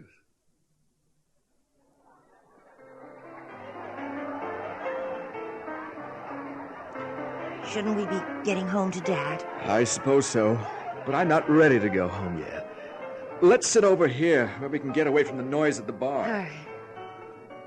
You've had quite a day. I'm sorry for blowing off, but damn it, Alice, our mother died this morning, and I wanted to talk about her, but she hasn't been mentioned except as my inspiration, which is his cue to start the story of his life. I'm sorry you had to take it all alone. Well, I'm glad you're here, and I'm glad of the chance to get out of the house to come to meet you. I'm so tired of hearing about when the clouds hung low and dark. I'm so tired of people coming up to me and saying, "Your dad's a remarkable man." Nobody talks about Mother, just, "He's a remarkable man." Hell, you'd think he died. I want to say to them, my mother was a remarkable woman. You don't know my father. You only know the man in the newspapers. He's a selfish swine who's lived on the edge of exasperation all his life. You don't know the bite of his sarcasm. The night he banished my sister from marrying against his wishes did not get into the papers. Sure. What a night that was. Mother running around sobbing, you shouting at him and storming out, and the two of us, father and son, left to finish dinner in silence. Afterwards, I threw up. I shouted, and you threw up. That was pretty much the pattern. I know I'm being unfair, but I'm in the mood to be unfair. I've wanted to turn to him all day and say, "For heaven's sake, will you for once shut up about your miserable childhood and say something about Mother?" But I can't say that. He's an old man, and my father, and his wife has died. And he may be experiencing something somewhere I know nothing about. I'm sorry. It's all right. No, Mother loved your flowers. Oh, I felt guilty about Mother. All the way coming here. I should have seen her more, invited her more often, brought the kids more often. Instead, I sent flowers. I guess that's an inevitable feeling when a person dies. I feel the same way. But you were so good to her. You made her life. A son is not supposed to make his mother's life. Oh, I loved Mother. You know that. But to be depended on to make her life. Dad says, and he boasts, he never knew the meaning of the word quit. Well, he quit on her, all right. And I was just there. Still, wait till you see him. There's something that comes through. The old tiger. Something that reaches you and makes you want to cry. He'll probably be asleep when we get home in front of the television. And you'll see the old man, the father. But then he wakes up and becomes Tom Garrison, and I'm in trouble. Last night he asked me to stay with him, and I didn't. I couldn't. I'm ashamed of that now. Have you called California? No. I suppose we have enough problems for the next few days, but... After? Yes. We'll have to start thinking about Dad. About what we're going to do. I don't know. Well, let's go home. And thanks for listening to all this, Alice. I thought I wanted to talk to you about Mother, but all I've done is talk about him, just like the others. We'll talk. There'll be time. Only a dozen or so people were at my mother's funeral. Most of her friends were dead, or had moved to other cities, or just couldn't make it. Perhaps some of them who were still in the neighborhood looked up from their evening papers to say, "I see Mrs. Garrison died. She was nice." I don't know how you feel, but I'd like to figure out some kind of a memorial to Mother. Use some of the money she left. Yes, definitely. Maybe some shelves of books for the children's library. Christmas books with the stories she liked to tell. Oh, that's a good idea. Well, Jean, what are we going to do? I think you should go ahead and get married and move to California. But I might as well get this off my chest. It would be murder if he came to live with us. In the first place, he wouldn't do it, feeling as he does about Sid. And the kids can't stand how he tells them how to do everything. I think you're right. That would never work. I can't tell you what it does to me as a man, to see someone like that. A man who was distinguished, remarkable, just become a nuisance. I know I sound hard, but he's had his life. And as long as we can be assured that he's taken care of... Oh, I feel some guilt, and you maybe more. But my responsibility is to my husband and my children. Yes, that's your responsibility. And your responsibility is to yourself. To get married again. To get away from memories of Carol and the whole world. Have you called California? No. If I were the girl you were planning to marry, and you didn't call me to tell me your mother had died... I just haven't wanted to go into it all with her. Oh, Jean. My friend. My brother. Get out of here. Look, Alice, your situation is quite different. Mine's very complex. You fortunately see things very clearly, but it's not so easy for me. I'm sure we could find a full-time housekeeper.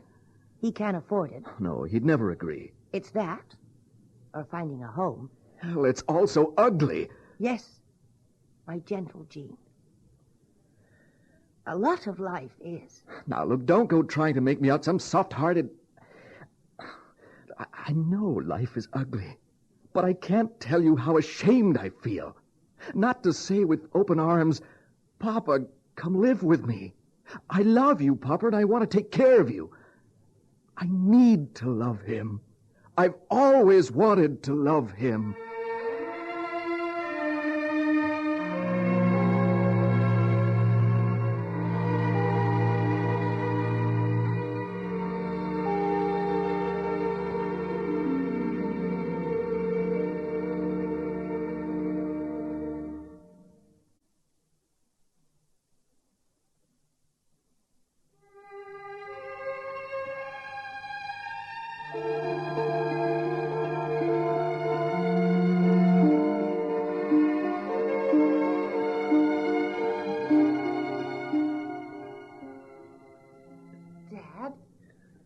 I'd like to talk a little with you about... Yes, all right. But first I want to tell you about your mother. She was an inspiration to me. Yes, Dad, I know. Dad, I'm leaving tomorrow, and... What? I'm going home tomorrow. Well, Alice, I'm grateful you come. I know it was difficult for you leaving home. Your mother would have appreciated it. She was very fond of you, Alice. I think we ought to talk over, maybe, what your plans are. My plans? I have many letters to answer. I didn't mean exactly that kind of plans. I meant, well, you haven't been well. Who said so? The mother was worried to death about it. I was under a strain. Your mother's health, never knowing when it might happen. Trying to get her to take care of herself, to take it easy. You know, the doctor said if she didn't eat more slowly, this might happen. You plan to keep the house? Oh, yes. I worry leaving you in this house alone, Dad. I am perfectly all right. Now, don't worry about me, either of you. Why, for the last year since your mother's first attack, I've been getting the breakfast, making the beds, using the dust rag, and the laundress comes in once a week for me. And Jean here, if Jean will keep an eye on me, drop in once or twice a week. That's the point. Alice. We think you should have a full-time housekeeper, Dad, to live here. On alone here with me? That wouldn't be very proper, would it? Nevertheless. No, that's final.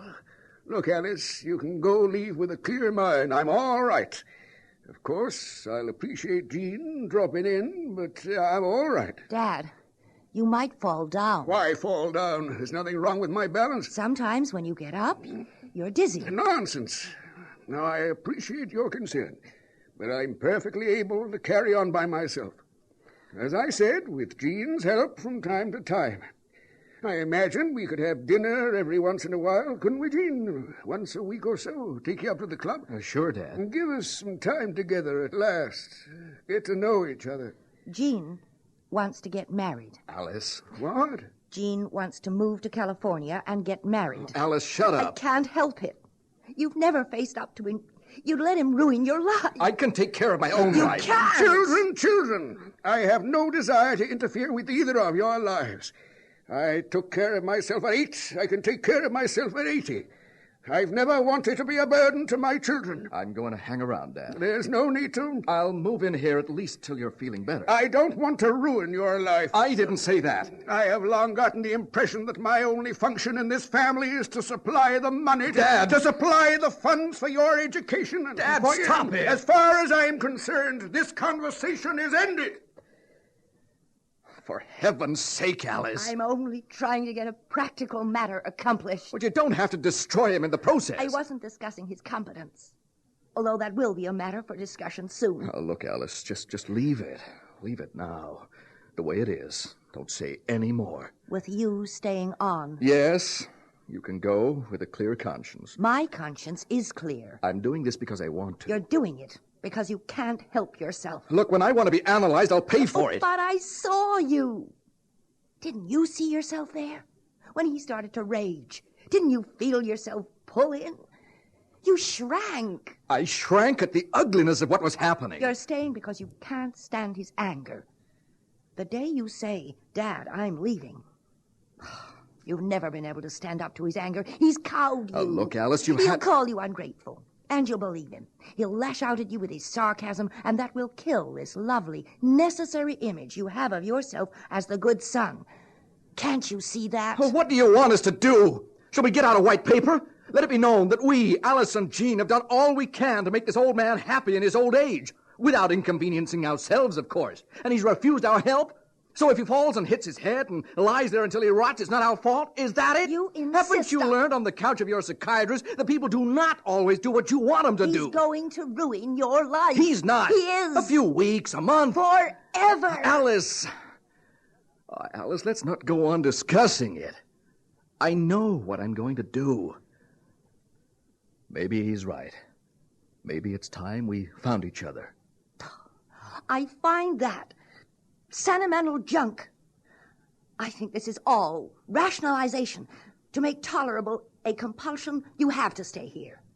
You hate the compulsion, so you've dressed it up to look nice. How do you know that what you're saying isn't a rationalization to cover up a callousness, a selfishness, a coldness in yourself, to make it smell nice? And what do you think you'll find? I don't know. I hope you find love. Can't you tell from what he says what you're going to find? When has he ever regarded you as a man, an equal, a male? When you were a Marine? And that you did for him, because even back there you were looking for his love. You didn't want to be a Marine. Now, Papa, will you love me? And he did. No, not love. But he was proud and grateful because you gave him an extension of himself he could boast about, with his phony set of values. When was he ever proud about the things you do, the things you value? When did he ever mention your teaching or your books, except in scorn? You don't seem to have felt the absence of a father. But I feel incomplete, deprived. I just don't want to let my father die a stranger to me. You're looking for something that isn't there, Jean. I'll stay, Alice. For a while, at least. For whatever reasons. let's not argue anymore. And Peggy?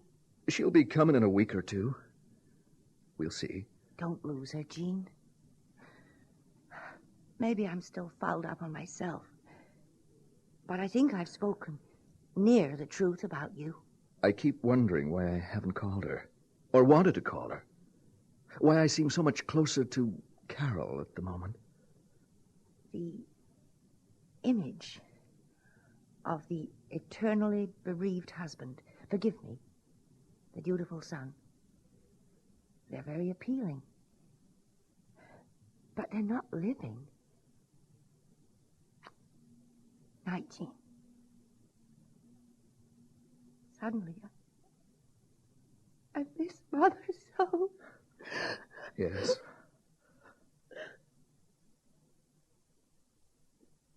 Dad, you ready to be tucked in? Yes.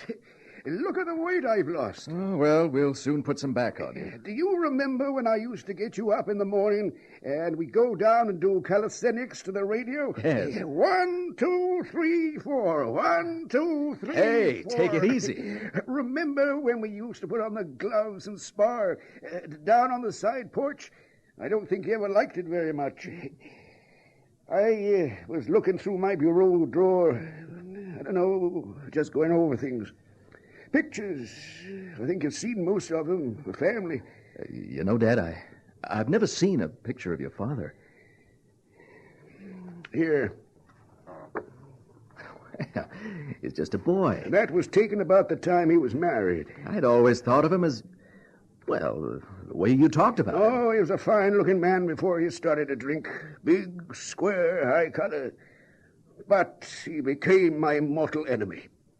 Did I ever show you that? Now, careful. When I set up home for my brother and sister, one day we were all out, and he came around and ripped up all my sister's clothes and shoes. Drunk, of course. A few days later, he came around to apologize and ask for some money, and I threw him out. Next day, he left this note. You are welcome to your burden. And you kept it? Yes.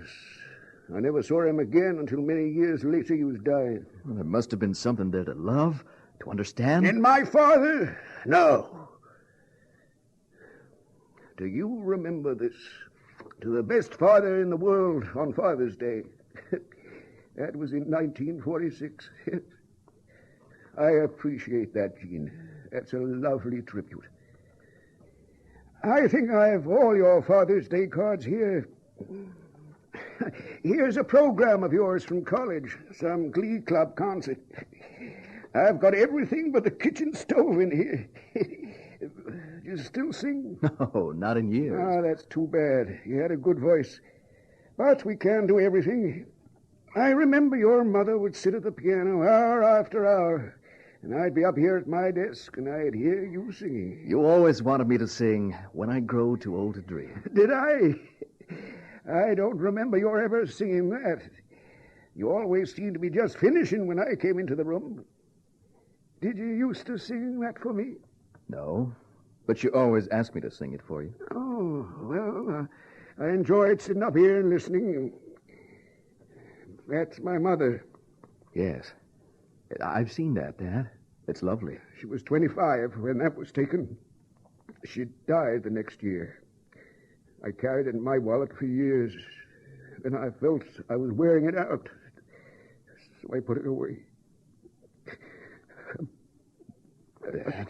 I didn't think it would be this way. I always thought I'd go first.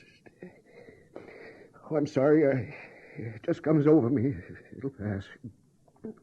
I'll get a hold of myself. Don't try, Dad. Believe me, it's bad. No. It's just that... I'll be all right. It's rough, Dad. It's bound to be rough. It'll pass. Can I help you put these things away, Dad? No. I can't. Well, if you would. I don't know what we'd do without you. Dad? Yes? You remember I wrote you about California and Peggy? What? The girl in California. Oh, yes. Well, I am thinking very seriously, Dad, of going out there to marry and to live.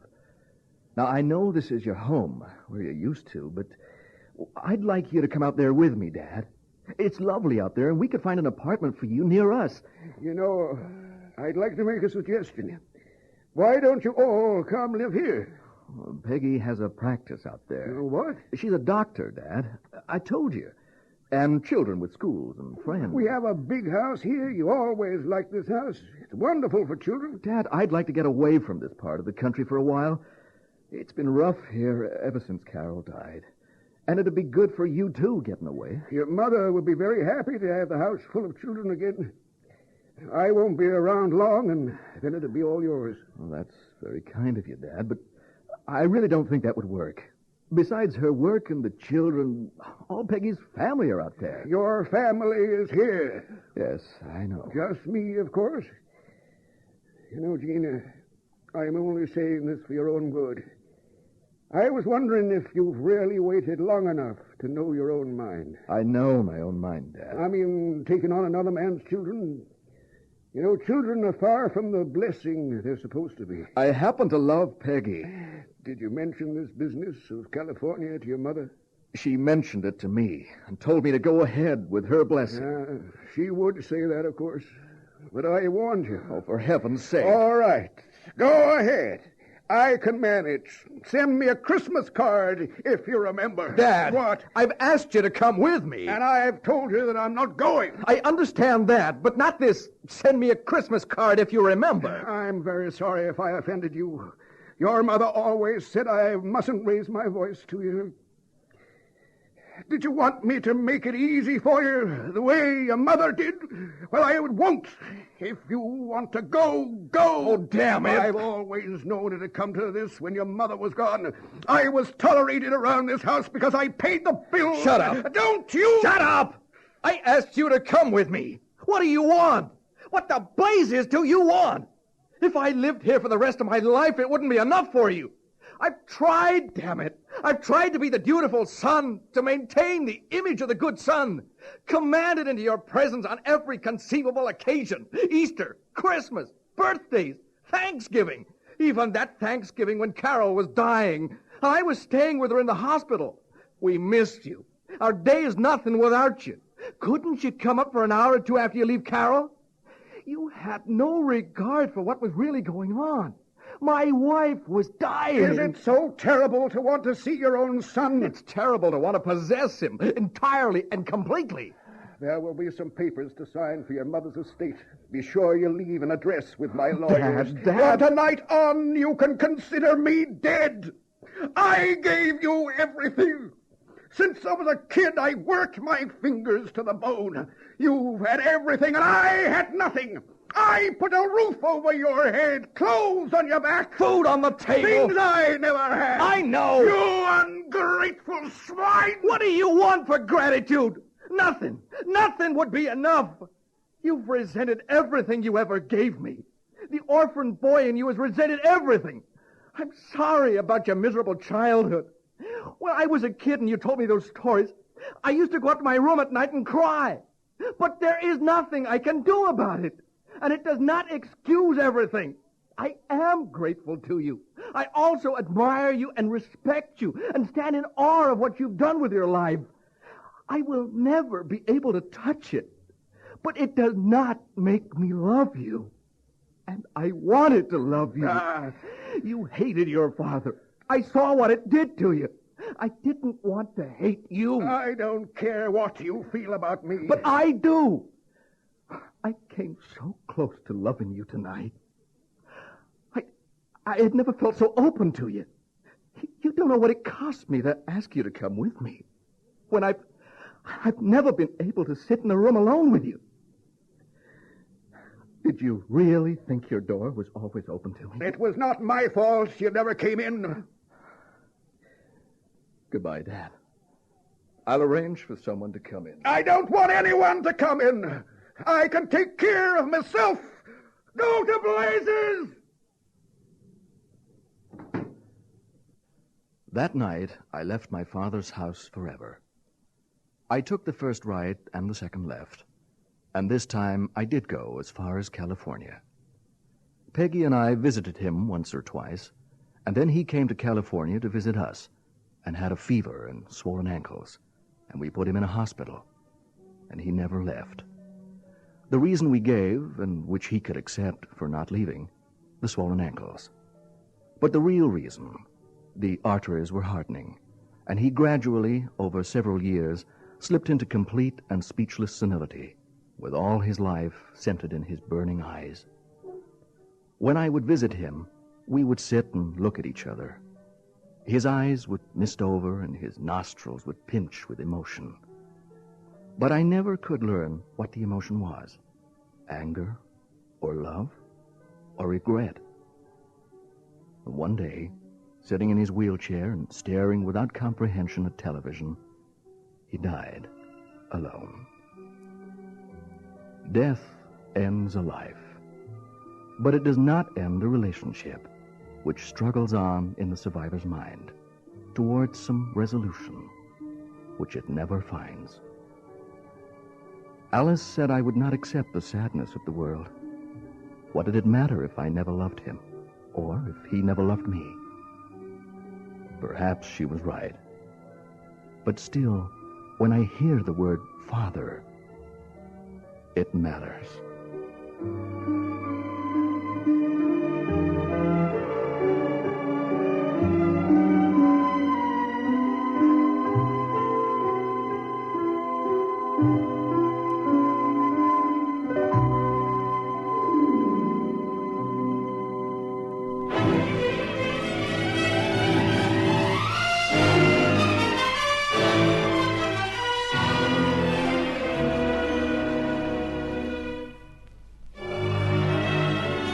And that was I Never Sang for My Father, written by Robert Anderson, adapted for radio by Suzanne Atwell, and directed by Henry Diffenthal.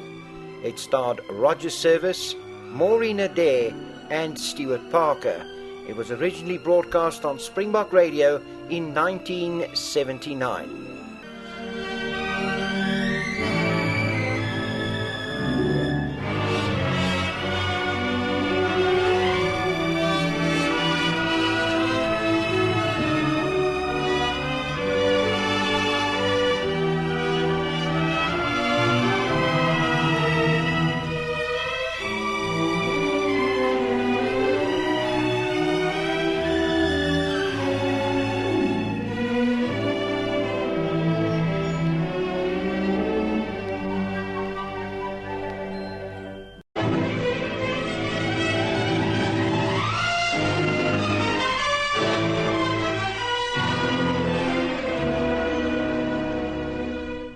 In Radio Theatre.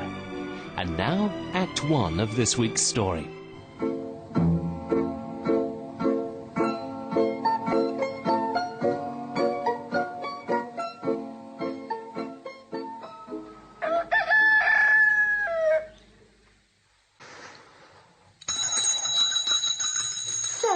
Sam! Where am I? Morning, Sam. Who are you? What do you want? Why did you ring the bell? It's me, Sam. Remember me? Huh? Oh. Morning, Mom. Today's the day, Sam. What day? Now, how could you forget? Today's the day we're going to see that nice Mr. Banks. I'm not going. Good night. Stop ringing the bell. I'm not going. And that's that. That's final. Finished. All I've got to say. No, no, no, no!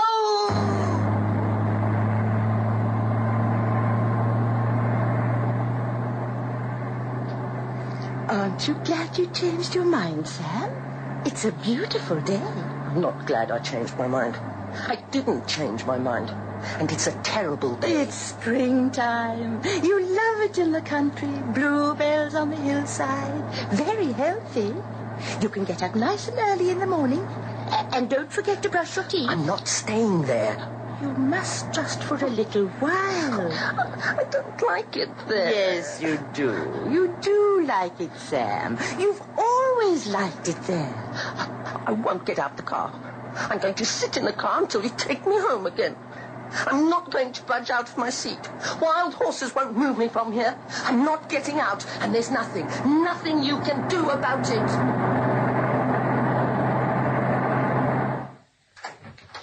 Ah, there you are, Sam. So glad to see you again. Come inside, Mrs. Murphy. Sam, you just run along to your room. You know where it is. Ah, nuts.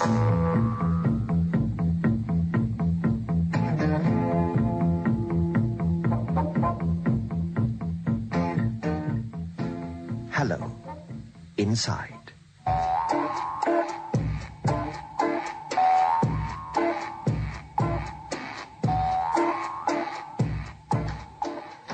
Sit down, Mrs. Murphy. Make yourself comfortable. Thank you, Dr. Banks. Comfortable? Good. Now, what is it this time? You just tell me what it's all about, and we'll do our best to help. He's been acting very strangely lately. I mean, he hasn't done any of the usual things like putting sea sand in the bathtub or locking his door and crying to be let out again. Nothing like that. It's just that I hear him talking. And when I ask him to repeat himself, he stops altogether and doesn't say another word all day. At least not when I'm around. I see, so he's taken to talking to himself, has he? Oh, well, no, not to himself exactly. To Linda. And who's Linda? A girl he met once when he was on holiday. He fell in love with her? On the contrary, he didn't like her at all. She treated him like a baby. No one else? Treats him like a baby? No, I mean, he talks to no one else? Not that I know of. He will. That's the next step. He'll talk to himself and answer himself. But don't you worry yourself. We'll look after him. In next to no time, he'll be right as rain again. Oh, thank you, Dr. Banks. A pleasure, I'm sure, Mrs. Murphy. Oh, and one other thing. He's become very interested in escape stories, so he may try and escape again. We'll keep an ear open at all time. You can be sure of that, especially in the dead of night. That's what we're here for, Mrs. Murphy.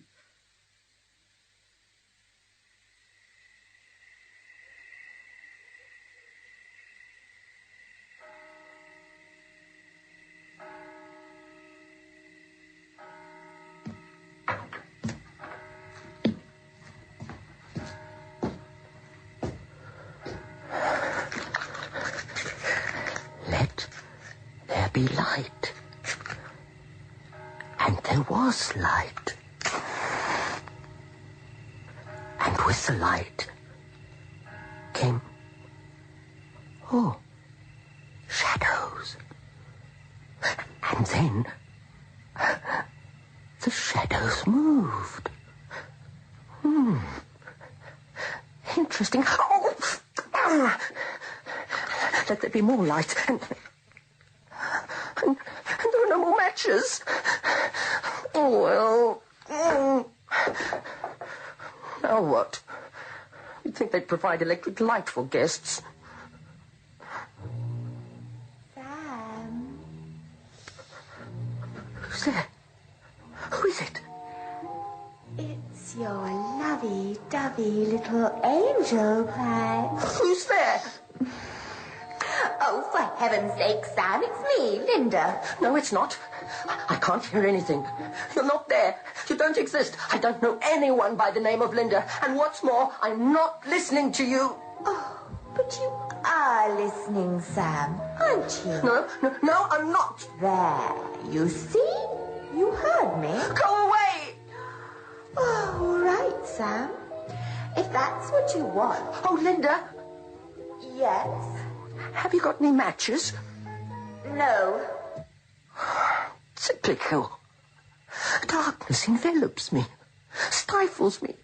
I get claustrophobic just thinking about it. And you can't even give me a little match. Why not?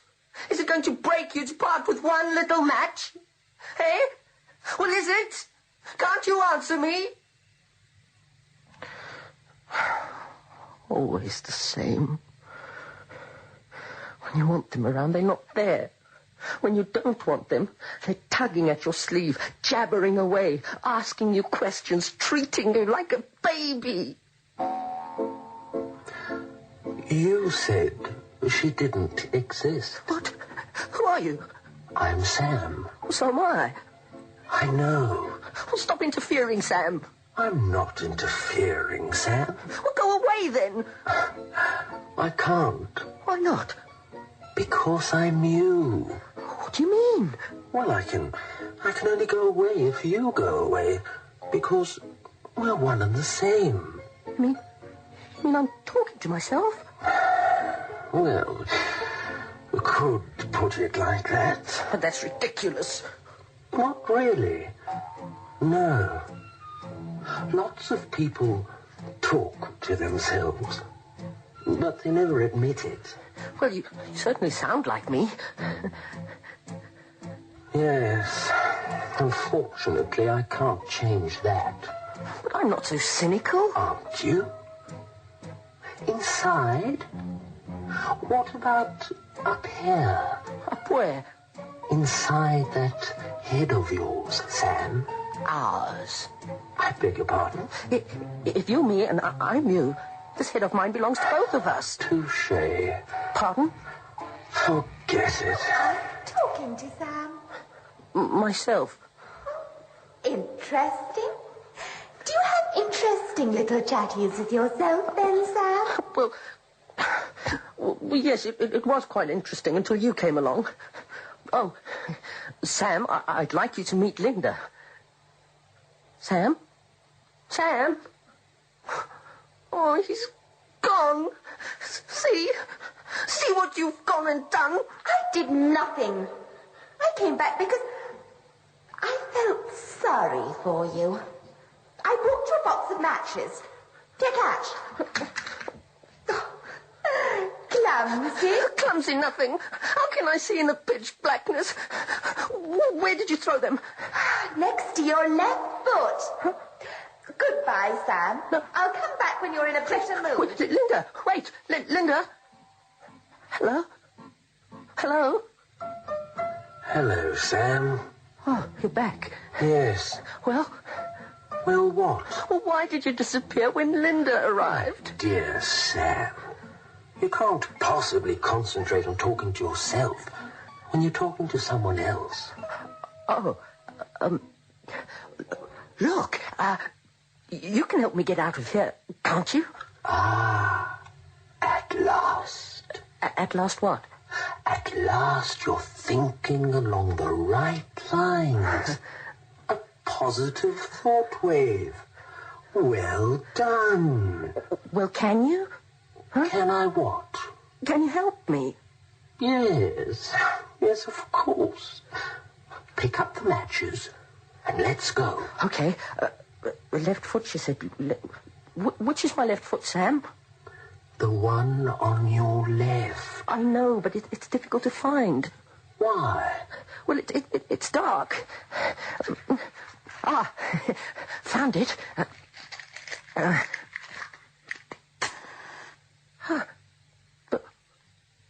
But I can't see you. Of course not.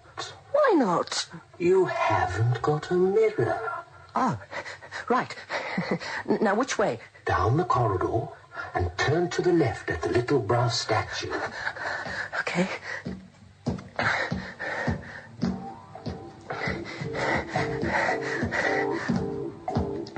How much further? Nearly there. There's the statue. Now left. At the end of the corridor, there's a little door. Oh, it's probably locked like all the others. Oh. There it is. Hold. Huh? Well, go on. Try it. Here goes. For what I am about to receive. What do you know? It's open. Well done, Sam. Well done, Sam. It's not very wide. Do you think I'll get through it? It's wide enough. Go on. What's on the other side? How should I know? Get on with it. I'm not too sure about this. Nothing ventured, nothing gained. I suppose you're right. Oh, well. Here goes. Who's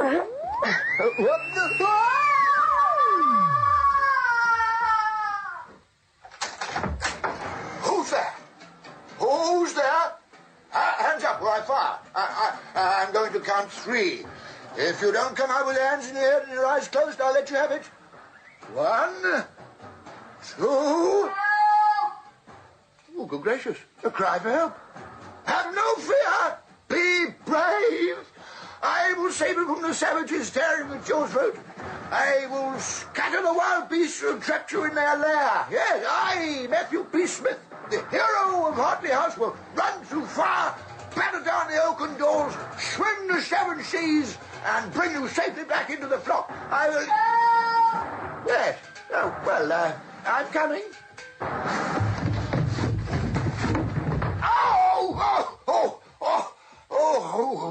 So you're tripping me up, are you? Take that on your wooden face. And that. Now, where was I? Oh, yes, a voice in the wilderness crying for help. Charge! Open fire, lads! Show no mercy! Oh, hello. Someone has been at the laundry chute. Help! Hello? Anybody home? Yes, me. Who's me? Me, Sam. Me, Smith. What happened? I fell down. Can you get me out? Oh, save your breath, boy. Save the oxygen down there. Only 2 hours of it left, you know. But don't panic. I'm coming down.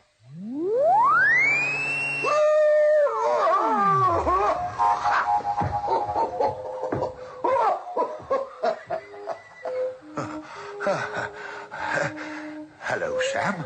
Hello, Mr. Smith.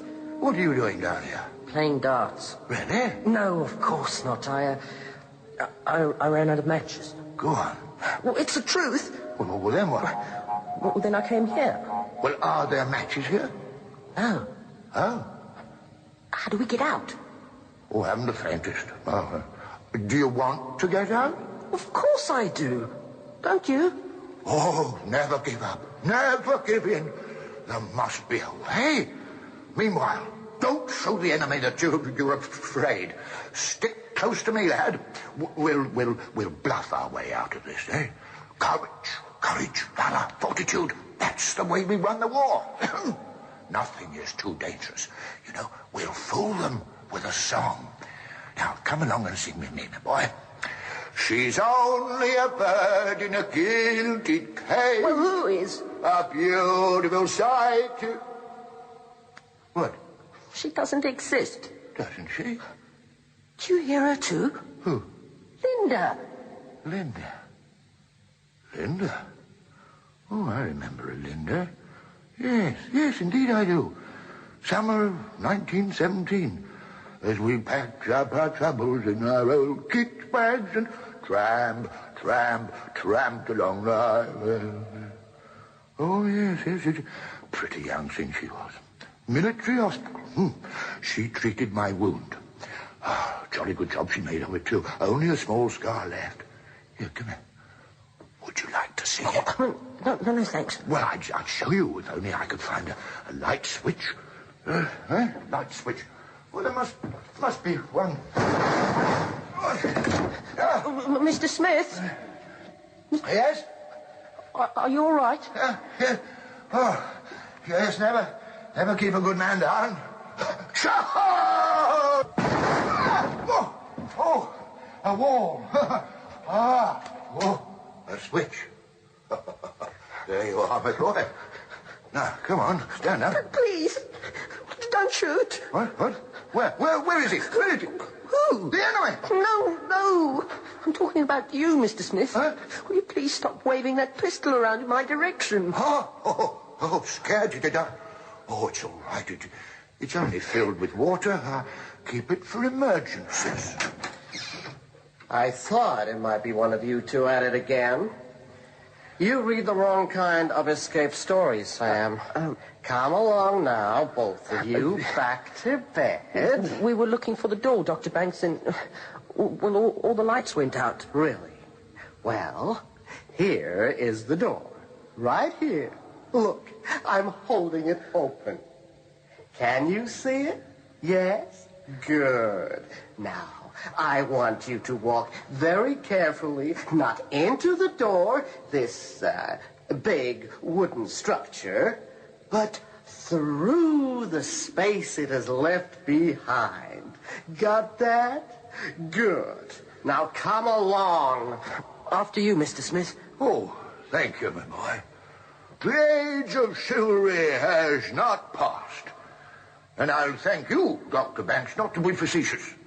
We're not children, you know. Whatever you may think, we're not mad either. Right? Ready, Sam? Yes, Mr. Smith. Well, fall in behind me. Quick march. Left, right, left, right, left, right, left, right, left, right. Go! Left, go! Left, turn! Left, right, left, right, left.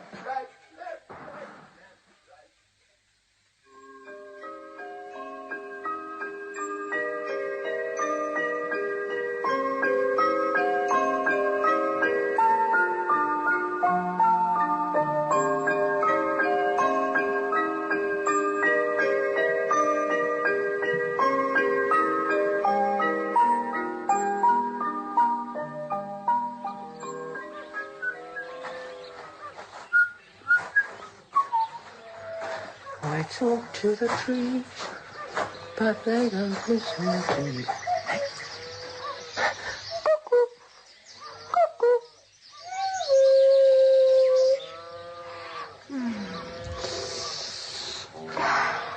Sam!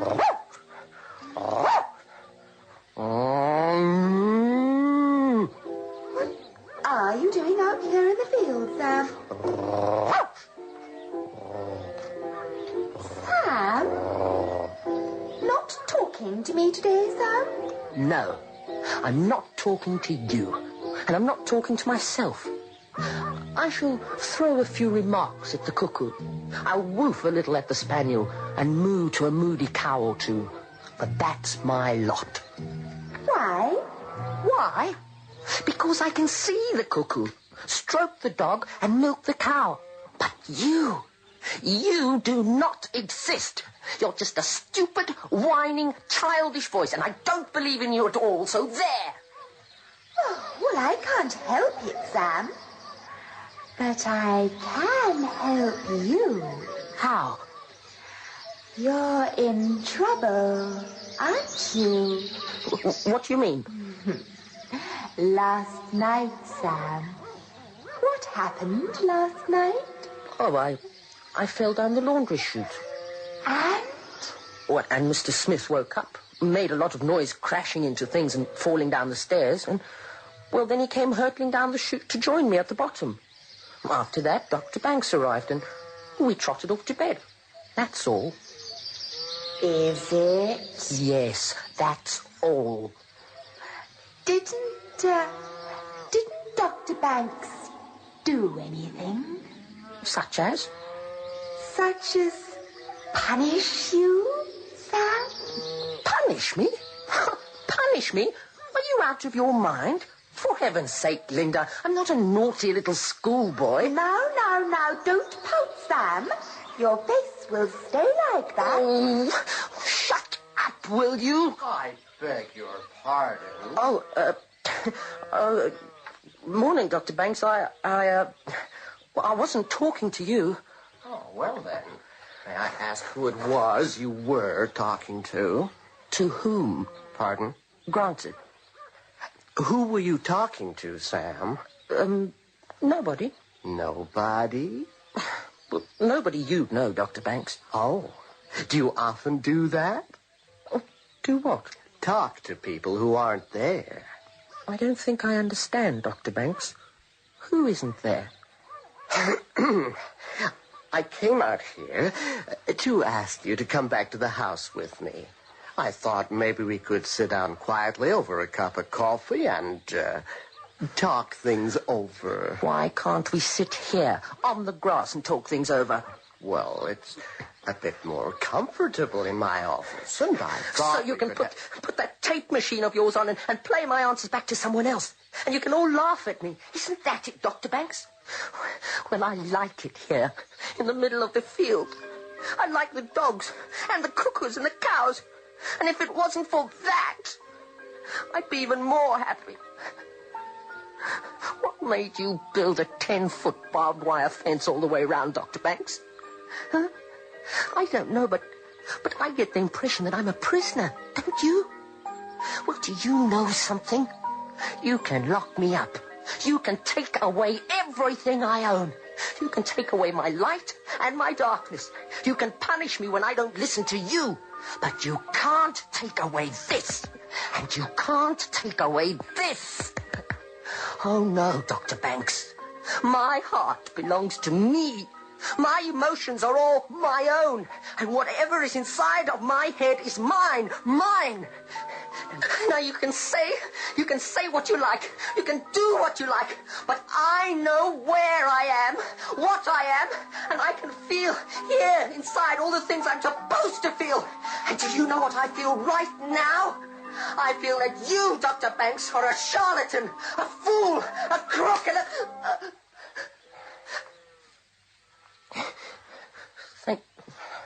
Thank you for slapping my face. It's just what I needed. Don't mention it. You were getting just a little carried away there now, weren't you? Sam? Sam. Sam? Sam. Sam. Yes, Sam. That's your name. Sam. Hello inside? Hello inside? This is your captain. Come in, please. What are you talking about, Sam? It's not what I'm talking about that matters, Dr. Banks. It's who I'm talking to. Or rather, more correctly, to whom I am talking. Well, then, to whom are you talking, Sam? To myself. Yourself? Yes. Do you often talk to yourself, Sam? What is this, huh? Another of your interrogation sequences? No, of course not, Sam. Of course not. Now, you just come along with me and have a nice cup of coffee. No! I am not a child! And will you please stop treating me like one? Keep down, boys. When I give a single good boss, raise your belly to the star. Hey, why don't you interrogate him instead, huh? Oh, Smith? Oh, he's quite harmless. Oh, and I'm not? Now, I didn't say that, Sam. At ease, men. Now stay there while I discuss our next maneuver with the General here. Sergeant Smith, reporting for duty. General Banks. At ease, Sergeant. Bad day for maneuvers, don't you think, sir? Much too sunny. Hello, Sam. How are you? Fine, thank you. Oh, no, don't get up. I am up. Well, don't bother then. Did you sleep well, Smith? Oh, like a baby. Well, I wish I were back in the army, and this field really was a battlefield. It is a battlefield. What? Where are they?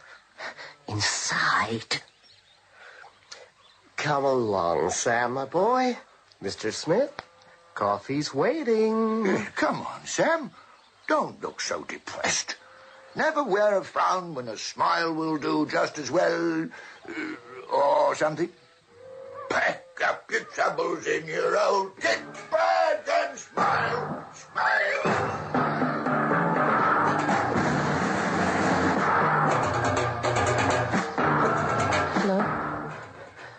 Hello inside. Are you there? Of course I'm here. Unfortunately, I have no choice. Well? Well, what?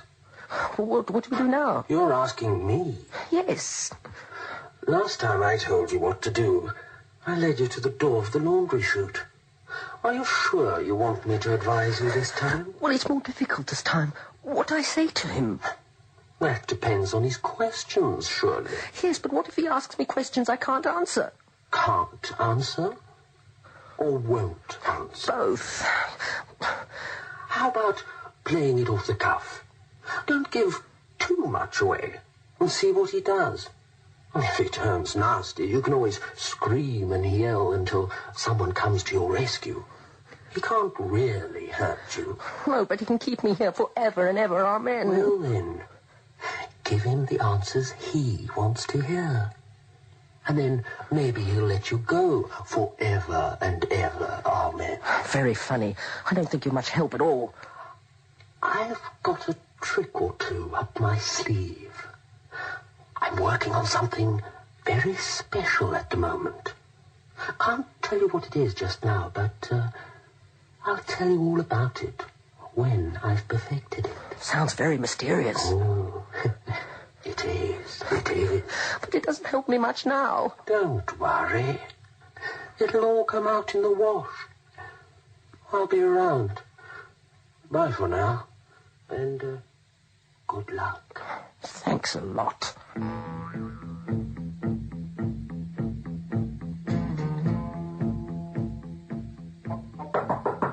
Come in. Ah, come in, Sam, my boy. Close the door and lie down on the couch. Yes, Dr. Banks. Comfortable? Good.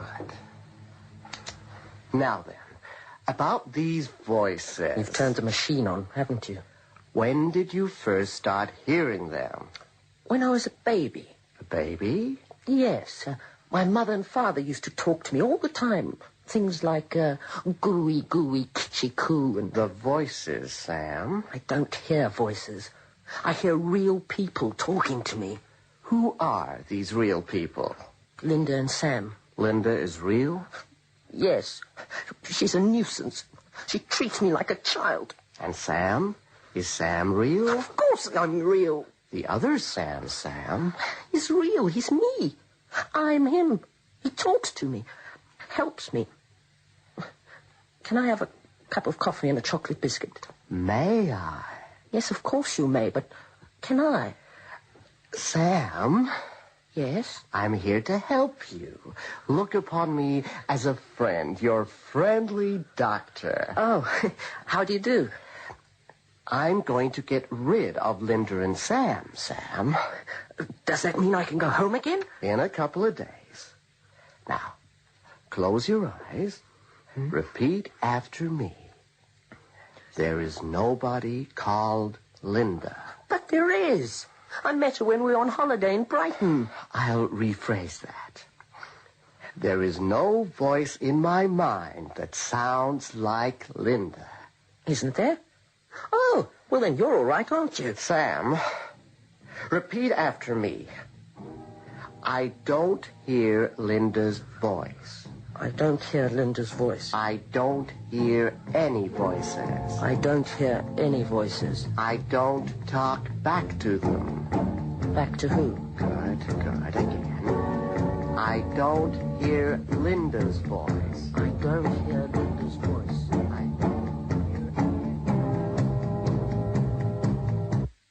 Hello inside.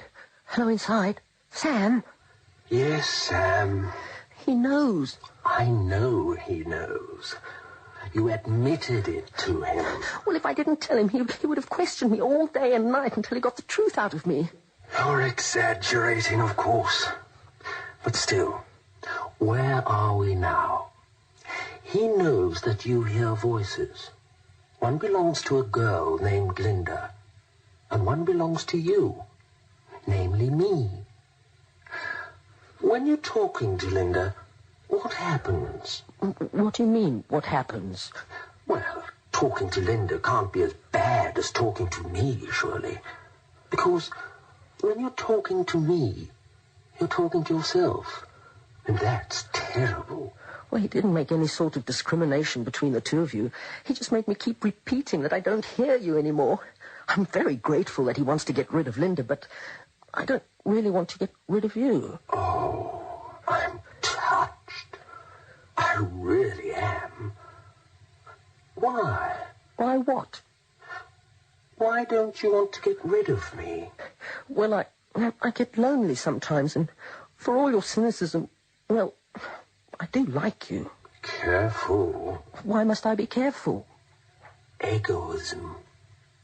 Love of self. When's your next session? Tomorrow. I wouldn't worry too much. Play along with him, just like you did today, and see what happens. You'll be out of here in no time. Oh, Sam. Sam. Hello, Linda. I've got good news for you. Good news, Sam? Very good news, Linda. Oh. Well, then, aren't you going to tell your lovey-dovey little angel pie? Yes, of course. You, my lovey-dovey little angel pie. You are going to be a puffy pastry pancake as from tomorrow. And the big, bad wolf is going to gobble you up. What are you talking about? I'm going to get rid of you. How? I've called the exterminator in, Dr. Spiro Banks by name, and he's going to get rid of you forever. Oh. So goodbye, Linda. Oh. It's been terrible knowing you.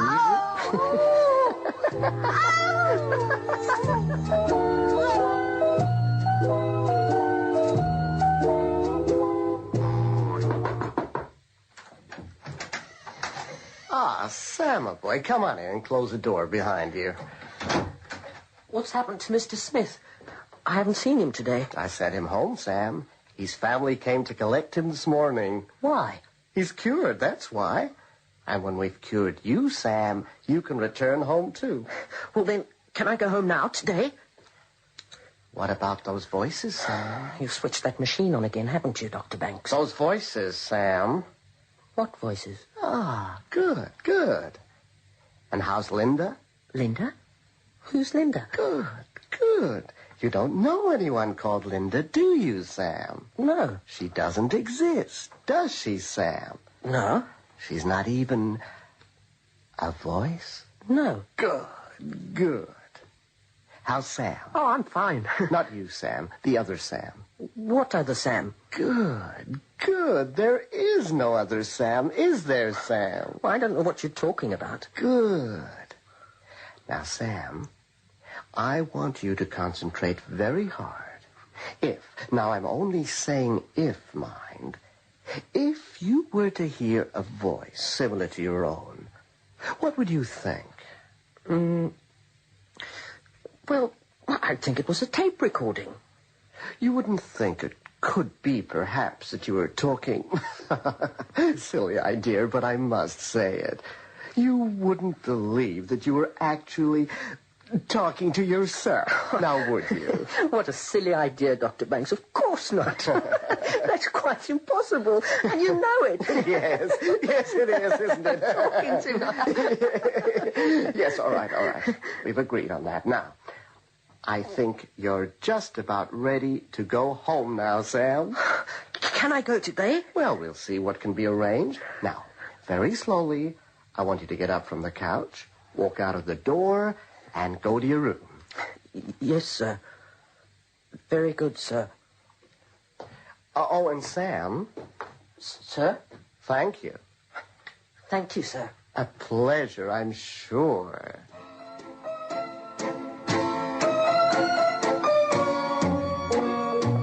Hello, inside. Hello, inside. Masterly piece of work, Sam. I couldn't have done better myself. Careful. What do you mean? Self-praise is no recommendation. I was praising you, Sam. Well, now what? Now I put my little plan into operation. What do I do? Oh, nothing. You've done your work today. Oh, by the way, what are you doing about Linda? She's gone. I don't know what he did, but he worked wonders as far as Linda was concerned. I'm glad to hear it. Right. I am now ready. I'll be with you later. Good luck. Thank you, Sam.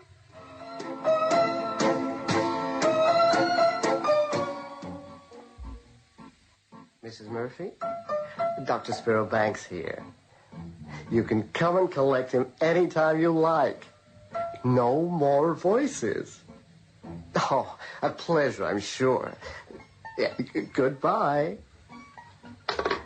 Well done, Dr. Banks. Who's that? Don't you know? The voice sounds familiar, but where are you? Inside. What? Who are you? I'm Dr. Sparrow Banks. So am I. I know. I know.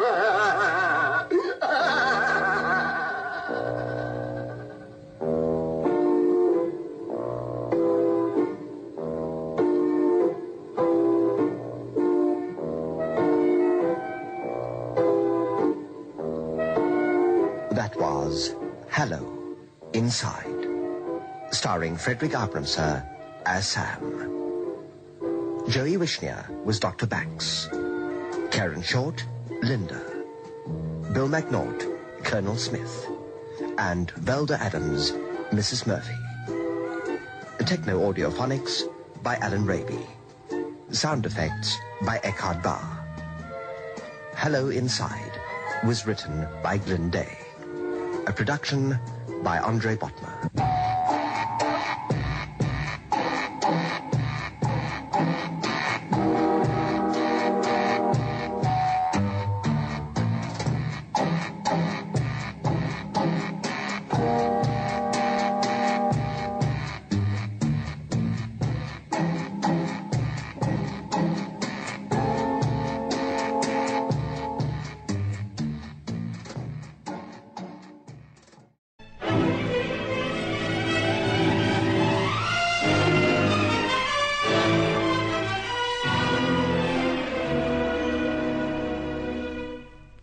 In Radio Theatre.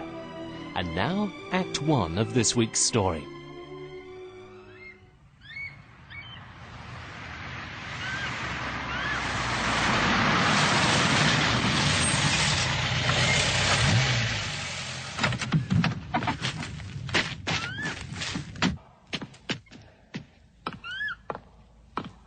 Louisa? Louisa? I'm out here, on the back porch. Oh.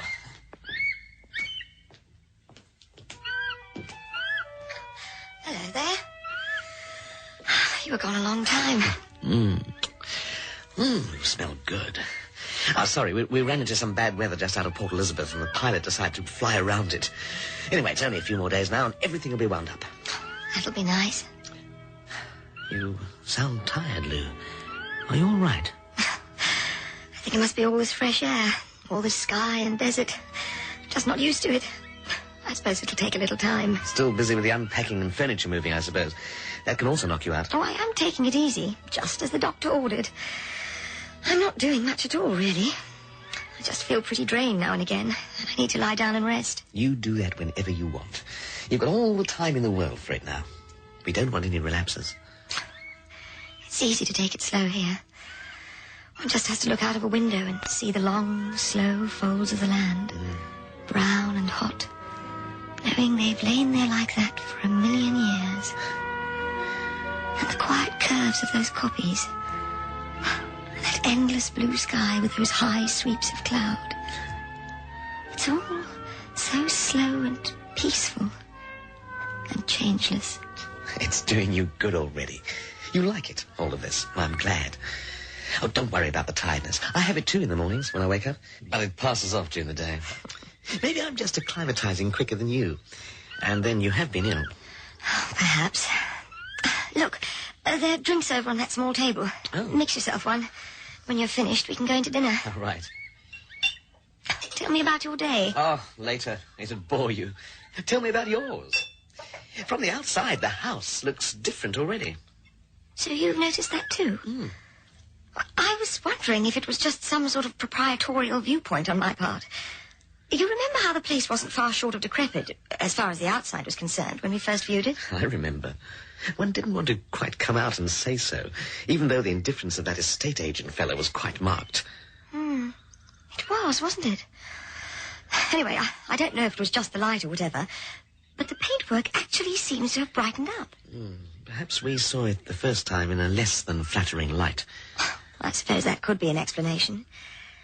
Oh, in the morning, when it's light, I wanted to take a look at the garden. Maybe we didn't pay an awful lot of attention to the details on that first visit, but I remember it as being somewhat overgrown and neglected. Well, now, while it's not exactly what they call manicured, it's positively spruce. You're right, I think. You know, it's nothing I can put my finger on, but you'll remember how we planned to work on this place to get it back into shape. But I find the list of things that need doing seems to get shorter by the day. I mean, there are window sashes that work, taps and water pipes that have stopped groaning, loose stairs that have stopped creaking. Well, perhaps the place likes us. Maybe it's just the use everything is getting after years of neglect. I mean, the place is starting to glow. Well, it's just as well.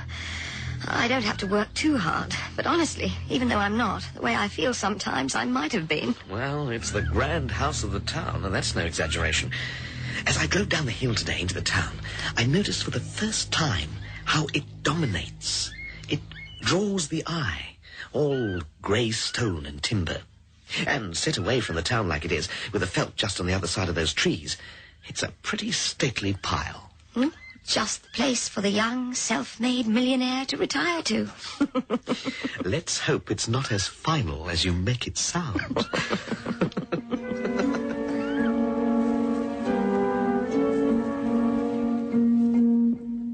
Delaray's Dream by Malcolm Esterhazen, starring Glyn Day and Fiona Ramsey, in a production by Andre Botmer.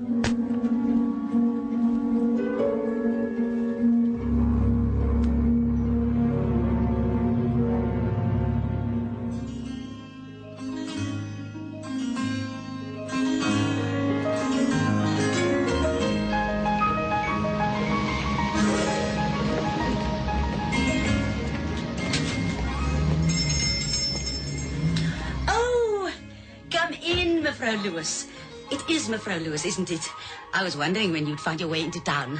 Mrs. Marais? That's what it says on the sign outside. Hetty Marais. Now, what can I fix you up with?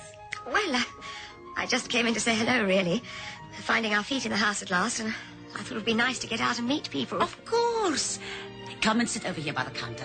Thanks. Do you have time for coffee? The machine's always on and it's fresh. Oh, that'll be lovely. Oh, look, why don't you call me Louisa? And you must call me Hetty. You must know, Louisa, we're very nosy in a small town like this. You're going to have to get used to it. But whatever brought you to a dorp like the Rittershoop, who are far more used to seeing people leave than arrive? Well, two reasons, really. Firstly, I've been very ill. Oh, shame. Yes, I've been in hospital for nearly 2 years, and the doctors would only let me leave if I promised to stay somewhere where the air is very dry. And at the same time, my husband decided to sell his business and retire. Retire? But he looks so young. He must have made a lot of money. Well, enough to retire on anyway. My husband's always loved the Karoo, and once, a few years ago, while he was driving through on business, he saw the house. He was impressed. So, when we decided to sell up the business, it seemed natural to look it up. It was on the market, he bought it, and here we are. It must be very quiet after city life. Well, it's what we want. And the house? It's big. And a little strange. But we're happy there. Yeah, you're right. It is strange. You say that as if it has a history. A house like that in a town like this, it sticks out like a sore thumb. It's a talking point. What do people say? It's just talk, you know, gossip. You don't want to hear a lot of old gossip. No, tell me, please. Desmond and I feel sure there must be stories. They'll add to the charm. And then they might not. You're not trying to frighten me, are you? Oh, no, I wouldn't dream of it. A grown woman like you. But it's... But what? Well, nobody seems to stay there very long. I can't imagine why not. It seems a very nice place. Yeah, it looks very nice right now. But as I said, people don't stay there very long. And when they leave, it changes. And it doesn't look nice at all. Surely that's natural. I mean, when people leave a house, it's neglected. I remember when we first saw it. I wasn't at all taken with it. I mean, it looked terribly run down. But why don't people stay there? There must be people around who can say. Not local people. No, it's been a long time since anyone from around here lived there. It's too big and grand for most of us, Louisa. Well, who has lived in it then? Well, people from out of town. Sometimes people from the big tunnel development, management people. But since that was completed, no one. There was a man and his wife. They wanted to turn the place into a hotel. They left after 4 months. And what was their reason for leaving? Nobody knows. One morning they were just gone. Car, furniture, everything. That was 3 years ago. They must have been the last owners. You should ask them. But we can't. We don't know who they are. The agent said they had left him with instructions to sell and then gone overseas. They didn't want to be involved at all. Strange. Well, it certainly sounds mysterious. The house isn't haunted, I hope. The children never go near it. But you know what children are like. They make a mystery out of anything. And as far back as I can remember, the old place has been empty more often than it's been occupied. Some more coffee. Your cup's empty. Oh, no, I think I'll be getting along. It's been such an interesting chat. Oh! What is it? Oh, it's nothing. Just a woman by the window. I'm sorry. Wait. Oh, please. No, it's nothing, really. I'm just being stupid.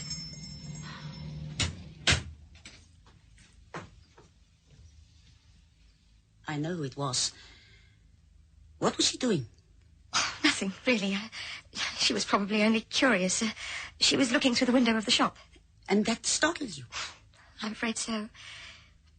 But she seemed to stare at me so, with such an intense sort of expression. Who is she? That's Katrina de la Rey. She looks so old. I can't get over the way she seemed to stare at me. She is old. Well over 70. It's a coincidence that you should see her. If anyone knows all about your house, she does. Oh, really? She's related to the man who built it. I think he was her great uncle or some such thing. They say she could tell some tales if she wanted to. De la Rey's dream. It's what some of the old people call the place. Yeah, I'm sure she knows a story or two.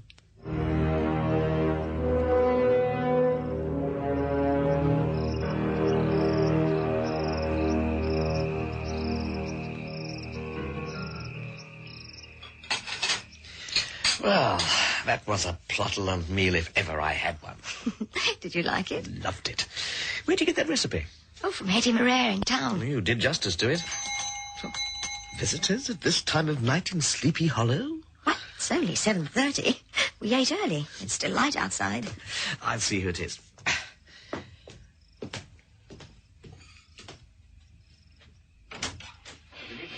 Good evening. I am Mrs. de la Rey. Oh, how do you do, Mrs. Delray? My name's Desmond Lewis. Come inside. Through this way. Louisa, this is Mrs. Delaray. Oh, I see. Good evening, Mrs. Delaray. My wife, Louisa. Mevrouw Lewis. Mrs. Delaray has dropped by to welcome us to De Riddershoop. Oh, how nice. Well, please sit down, Mrs. Delaray. Thank you. We've just finished dinner. Won't you join us in some coffee? Please, I would like that. And here, this is for you. Biscuits. I made them myself. Oh, so kind of you, Mrs. Delaray.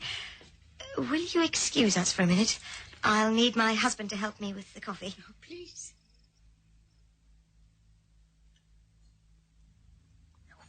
earth did you let her in? What do you mean? Why shouldn't I? She's the woman I told you about. Remember, the first time I went into town? Oh, yes. The face at the window. She gave me quite a turn. I don't know. She seems harmless enough to me. And she brought us these biscuits. They can hardly throw her out because she's old and because she looked at you strangely. I suppose not. Come on. She'll be wondering what's happened to us.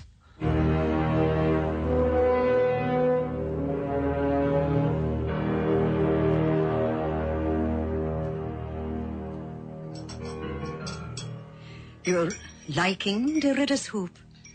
Well, we don't know it all that well yet, but yes, we like it. It moves at its own speed. And the house? You're liking the house? Oh, it's a marvellous house. It's looking well. It always looks well when there are people. It needs people. Yes, it certainly has character. Some say it has a mind of its own. That's a strange thing to say about a house, Mrs. Delaray. Some say it's a strange house, Mevrouw Lewis. I suppose this kind of house in a small town will always have people thinking all sorts of things about it.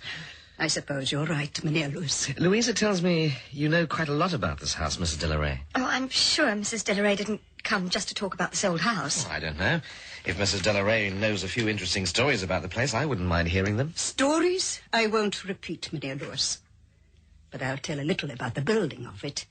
It would be right to tell you, I think. Perhaps it would even help you to know the story of Delaray's dream. Ah, yes. Delaray's dream. Jacques Delaray started work on this house in October 1849. It cost a great deal of money, but more than that, it cost a great deal of work. You see, Jacques built the house with his own hands. But why such a house out here, in the middle of the Karoo? Jacques looked into the future. He believed the Rittershoop would be on the rail line. The other reason, Jacques was engaged to the daughter of a Cape merchant. This girl, Antoinette Dutoy, suffered with an illness of the lungs. To remain in the moist air of the coast would kill her. So, Jacques decided he would build his house here, where the air is dry and where he thought the railway would run. For 3 years, Jacques labored on the house, often alone, but sometimes with various craftsmen he could persuade to stay for a while, but mostly alone. That way, he came to know the house. And the story goes, the house came to know him. But then a few months only before the house would have been finished, Antoinette died. Oh, how sad. Jacques was a broken man. He stopped work on the house. He almost stopped living. For almost a year, this half-finished building stood at the mercy of the elements. And then one day, Jacques returned to the world of the living. They say he went at the house like a man possessed. He seemed to be in a frenzy to complete the place. He worked night and day. Often he went without sleep, and sometimes without food. He was found the morning after the house was completed, on the floor in this very room, dead. Charming. No one knows how he died, but it was thought that exhaustion and grief, because he never stopped grieving, were the causes. What a sad story. So, tell me, Mrs. Delaray, are you saying the house is haunted? That would be for you to tell me, Mynheer Lewis. After all, you and your wife are living in it.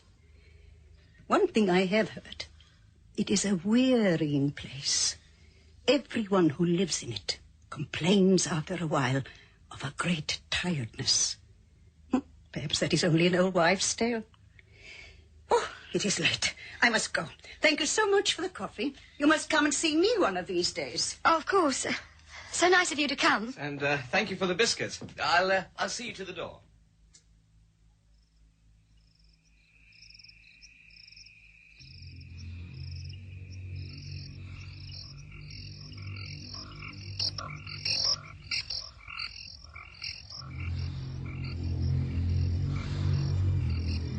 Shall I walk with you to your car?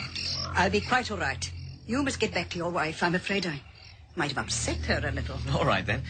Be careful on those steps, Mr. Delaray. Do... Desmond! What was that? Are you all right? I'm fine. This damn door tore right out of my hand. Mr. Delaray? Are you still there? I'm so sorry, the door slammed. It took me by surprise. Must be the wind, I'm sorry. There is no wind, Mynheer Lewis. It's a fine night. Good night, Mynheer Lewis. Good night.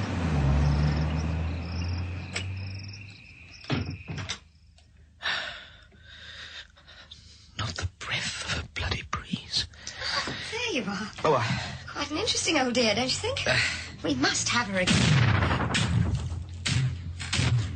Oh, Desmond, what was that? Probably only the wind.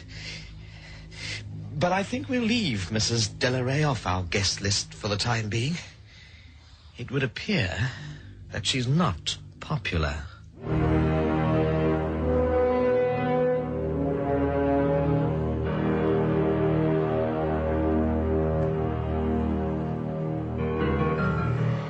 Well, Doctor, tell me the worst. Is it a relapse? You've studied the records Dr. Warrington sent me from Johannesburg, and I think I can safely say it isn't any sort of relapse. Well, what is it then, Doctor? What is wrong with me? You're displaying all the symptoms of acute exhaustion, Mrs. Lewis. But I'm sure you don't need me to tell you that.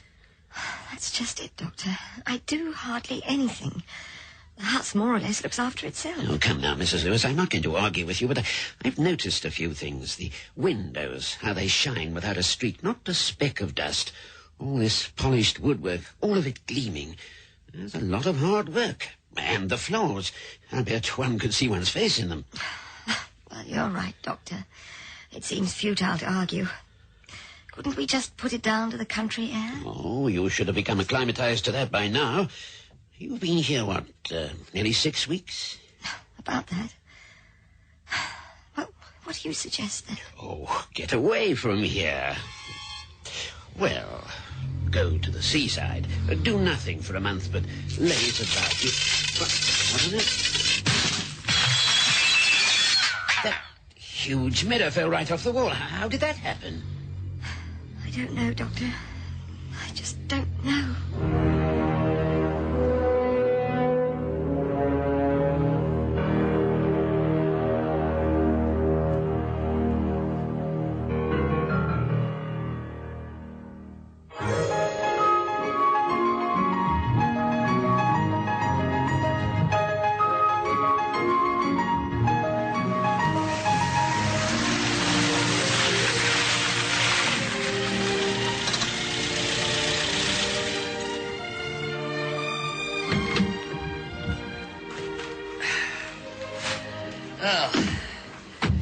Durban's fine for a holiday, but I must say it's good to be back home. Desmond! Oh, look at the house! What's happened? Good grief. What has happened? We've been away barely a month, but the place looks, well, derelict. Perhaps it's the light. Light or not, it looks as if it's really gone to rack and ruin. Can we go inside? I'm freezing. Oh, sure. Mind the door there. It looks ready to fall off its hinges. Gosh. What's that smell? Ruin and rot. Oh, don't be so melodramatic. The place needs a little work, that's all. It's pretty harsh out here. The environment, I mean. I suppose 1 month untouched by human hand can be a bit much for a house. A little work. That's just exactly what you're not going to do. We're not going to undo all the good our holiday has done you. I'm home for good now, and I'll pitch into the place. We get a maid, maybe. Until we've got the place shipshape again, that is. All you'll do is sit and supervise. Sounds fine. Oh, just look at the cobwebs on this window. And the grime. Yeah, that's one window I don't think we'll even bother to clean. What do you mean? Well, what's on the other side of that window, I'll remind you. There's probably one of the finest Karoo vistas you're likely to see from the window of a house. Open felt stretching to the horizon, those 3 groups of koppies, and in the distance the purple hills uninterrupted on either side. And how do we get to see it? We have to stand up against that window, duck our heads to see past the frame, and then swing our eyes from side to side. Those windows, that one and the others, are part of the charm of the place. Sure, and most of them are fine. No changes needed. But that one, and one or two others, are going. Going? Right. We'll bang a bloody great hole in the wall and put in a new one, 4 times as big. Aside from the view, all the light and air anyone could want. Desmond, the window! Get away from it! Get out!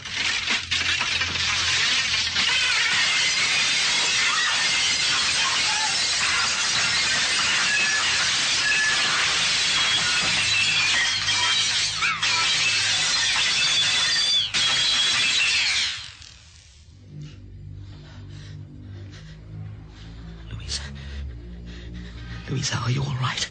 I think so. What? Don't get up. Not yet. We don't know if it's going to happen. What do you mean? Nothing. It should be all right. Now get away from that other window. Keep low. Then stand up. What was it? I don't know. It wasn't the wind. I can't imagine what else it could have been. What I do know is that I saw that window bend inward like a sheet of metal. And when it went, the pieces flew into this room like bullets, as if there was some explosive force behind them. A bomb? Bombs make a noise, a big noise. All this was the sound of a bursting window. Perhaps it didn't like what you said. Don't joke about it, damn it. Just don't joke about it.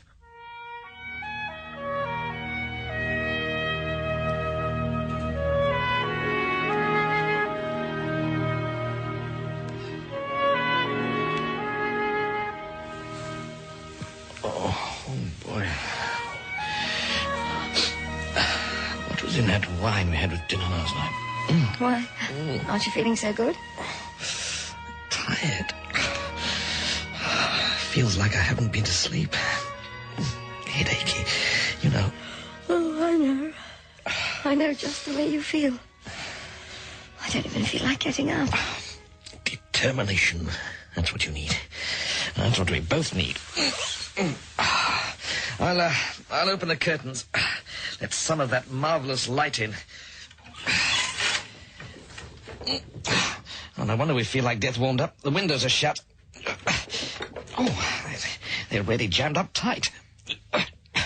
Did you do this, Louisa? I distinctly remember opening these things before we came to bed. Oh, I didn't fancy another exploding window routine. I didn't touch them. I know you like them open.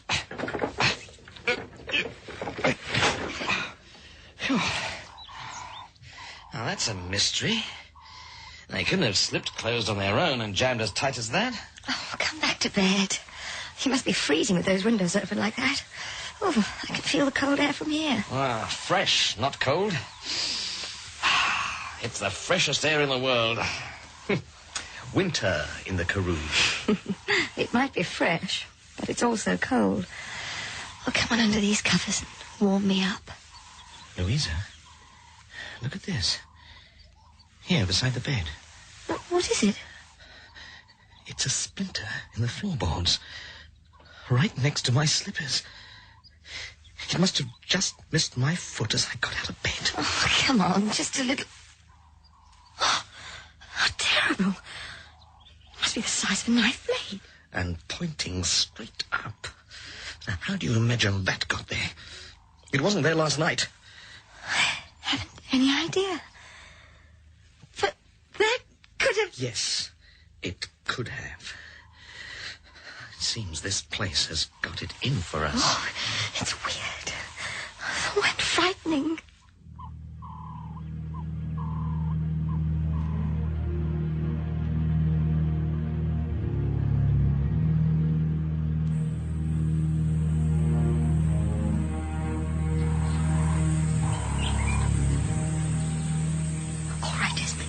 So we're out in the garden. Now, what did you have to say to me that you couldn't say in the house? And why didn't you want to talk to me in the house anyway? You'd say I was crazy if I told you.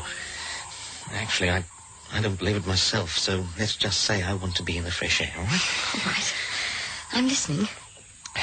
You must have noticed. I have noticed. Spick and span, isn't it? Like bloody new. Not a spot of dust, not a cobweb, not a creaking hinge. And you can see your face in every surface from the grand piano to the toilet seat. I know, Desmond. I know.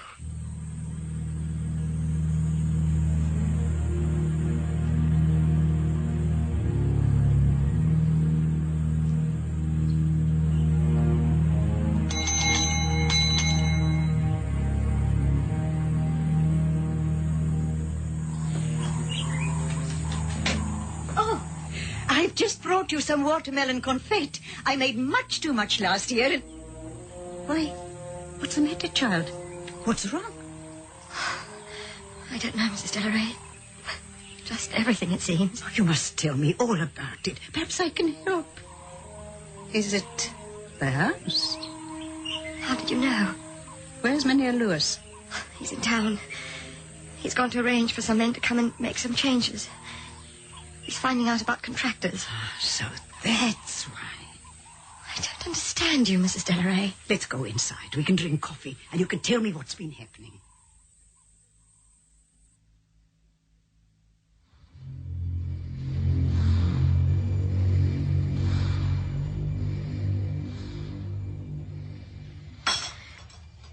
Well, first it was the kitchen sink.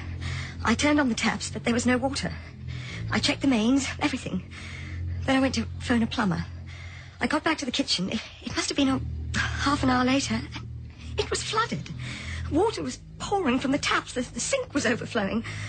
I'd just finished drying the floor. Then there was the window. Yes?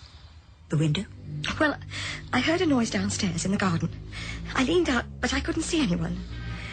And then there was just this terrible rumble. And for a second or two, I was too frightened to move. The window had come crashing down, you see, and stopped, almost touching my neck. You know this house, Mrs. Delaray. What's happening? Please tell me. These are just things, you know, Mevrouw Lewis. Things like this happen in all houses. No, I don't believe you. There's something very strange going on around here. I can feel it. Why are we always so tired? Why does the house always fall apart when it's empty and look like new when we're here? Is it some kind of poltergeist? Don't make any changes, child. Tell your husband to forget about the contractors. Change is not good for this old house. Don't even talk about change, about tearing down, about ripping out. It is a peaceful place. Keep the peace, my child. We can't live like that. This is our house. We want to be happy in it. We must do what we see fit. I can say no more, child. No more.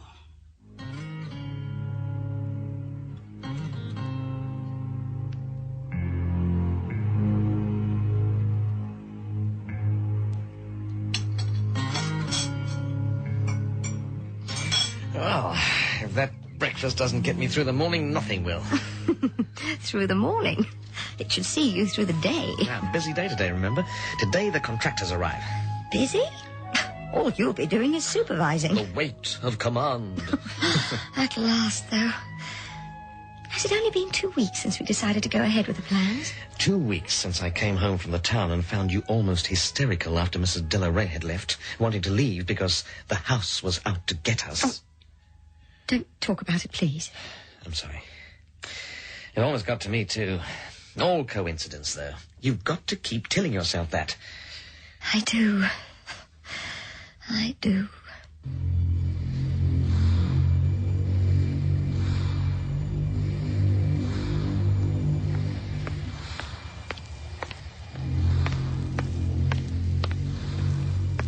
Louisa? Louisa, where are you? I'm up here. I'll be down in a minute. How are things going? Oh, they've been looking the place over so far. Getting some idea of what's involved. They say the staircase is rock solid, though, so it's safe to come down. You lot should be ready for something to drink. I'll put the... Ah! Louisa! What is it? Hold on, I'm coming!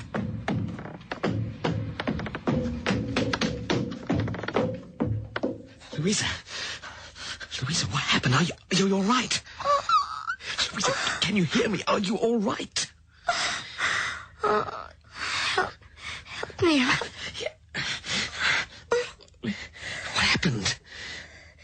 The wooden knob from the top of the banister came off in my hand. I was coming from our bedroom and gripped that knob as I started down the stairs. I must have leaned too heavily on it. No. I tugged at that thing myself not an hour ago while the contractor chap was going over the stairs. It was solid. I must have thrown almost my whole weight against it. It was solid as a rock. Help me downstairs, please, darling.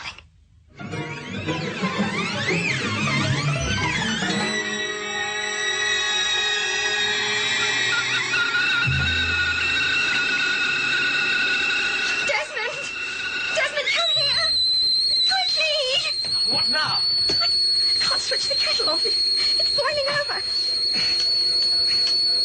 Oh, damn it. Let's find the main switch. I tried it. That doesn't work either. I just don't believe... What happened to your hand? Did you touch that hot kettle? I tried to rinse my hands under the cold tap of the sink. Scalding hot water came out.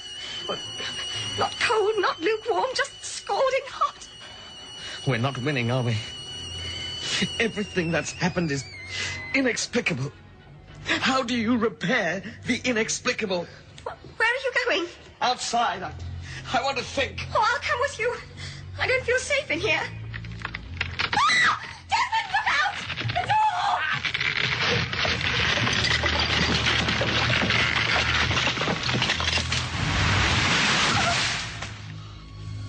Good grief.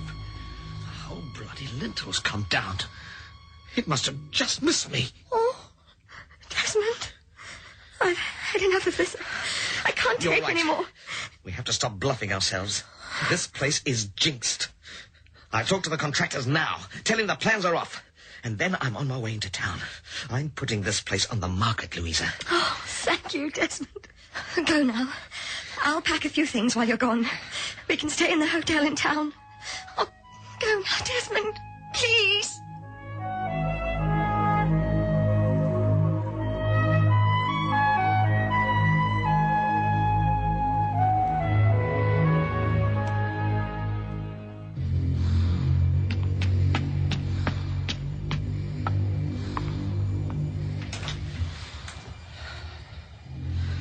It knows.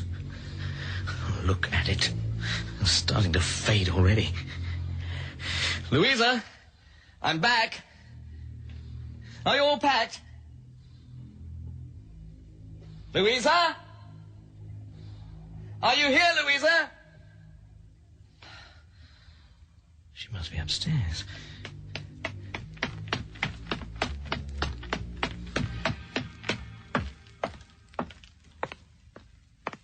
Louisa? What the hell's that on the floor? Glass. Masses of splinters. The bathroom. That damn great gilt mirror. Oh, looks like the whole thing's exploded out of its frame. Just like the window. Oh, no. Louisa. No, please. No.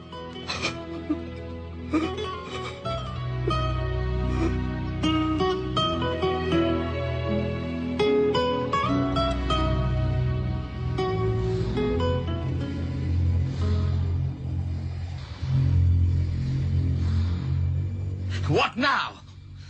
You knew you were losing us, didn't you? Just like you lost all the others before us. When they got tired of you sucking the life force from them to keep yourself looking good. I worked it out, you see. All the tiredness and the way you looked after a few days without us. Where would it have stopped, Is that what happened to that first Delaray? Exhaustion? You're not going to let me get out of here, are you? No. You have to kill me now because I know. So, it's to be here, is it? The lounge. The biggest room in the house. And no way out. I anticipated that. You'll have to work harder. But think now, there's something you've not anticipated. Think. All this wood paneling and drapes. Fire, damn you! I'm gonna burn you to the ground! See them burn. See the big velvet drapes burn. Go on! Go on! You can drop the whole damn ceiling on me now! It'll be fuel to the flames! Fuel to the flames! Why? Oh, Louisa, what's been on now? Do you feel it? There's nothing. There's nothing you can do now. It'll be over soon. For you. And my Louisa. And me. Della Ray's Dream was written by Malcolm Esterhazy. Glenday and Fiona Ramsey were Desmond and Louisa. Joyce Bradley, Katrina Della Ray. Elizabeth Williams, Hetty Marais. And Gordon Van Ryan, the Doctor. Sound effects were devised and created by Beverly Bannett. Audio control, Jimmy Neitling. A production by Andre Botman.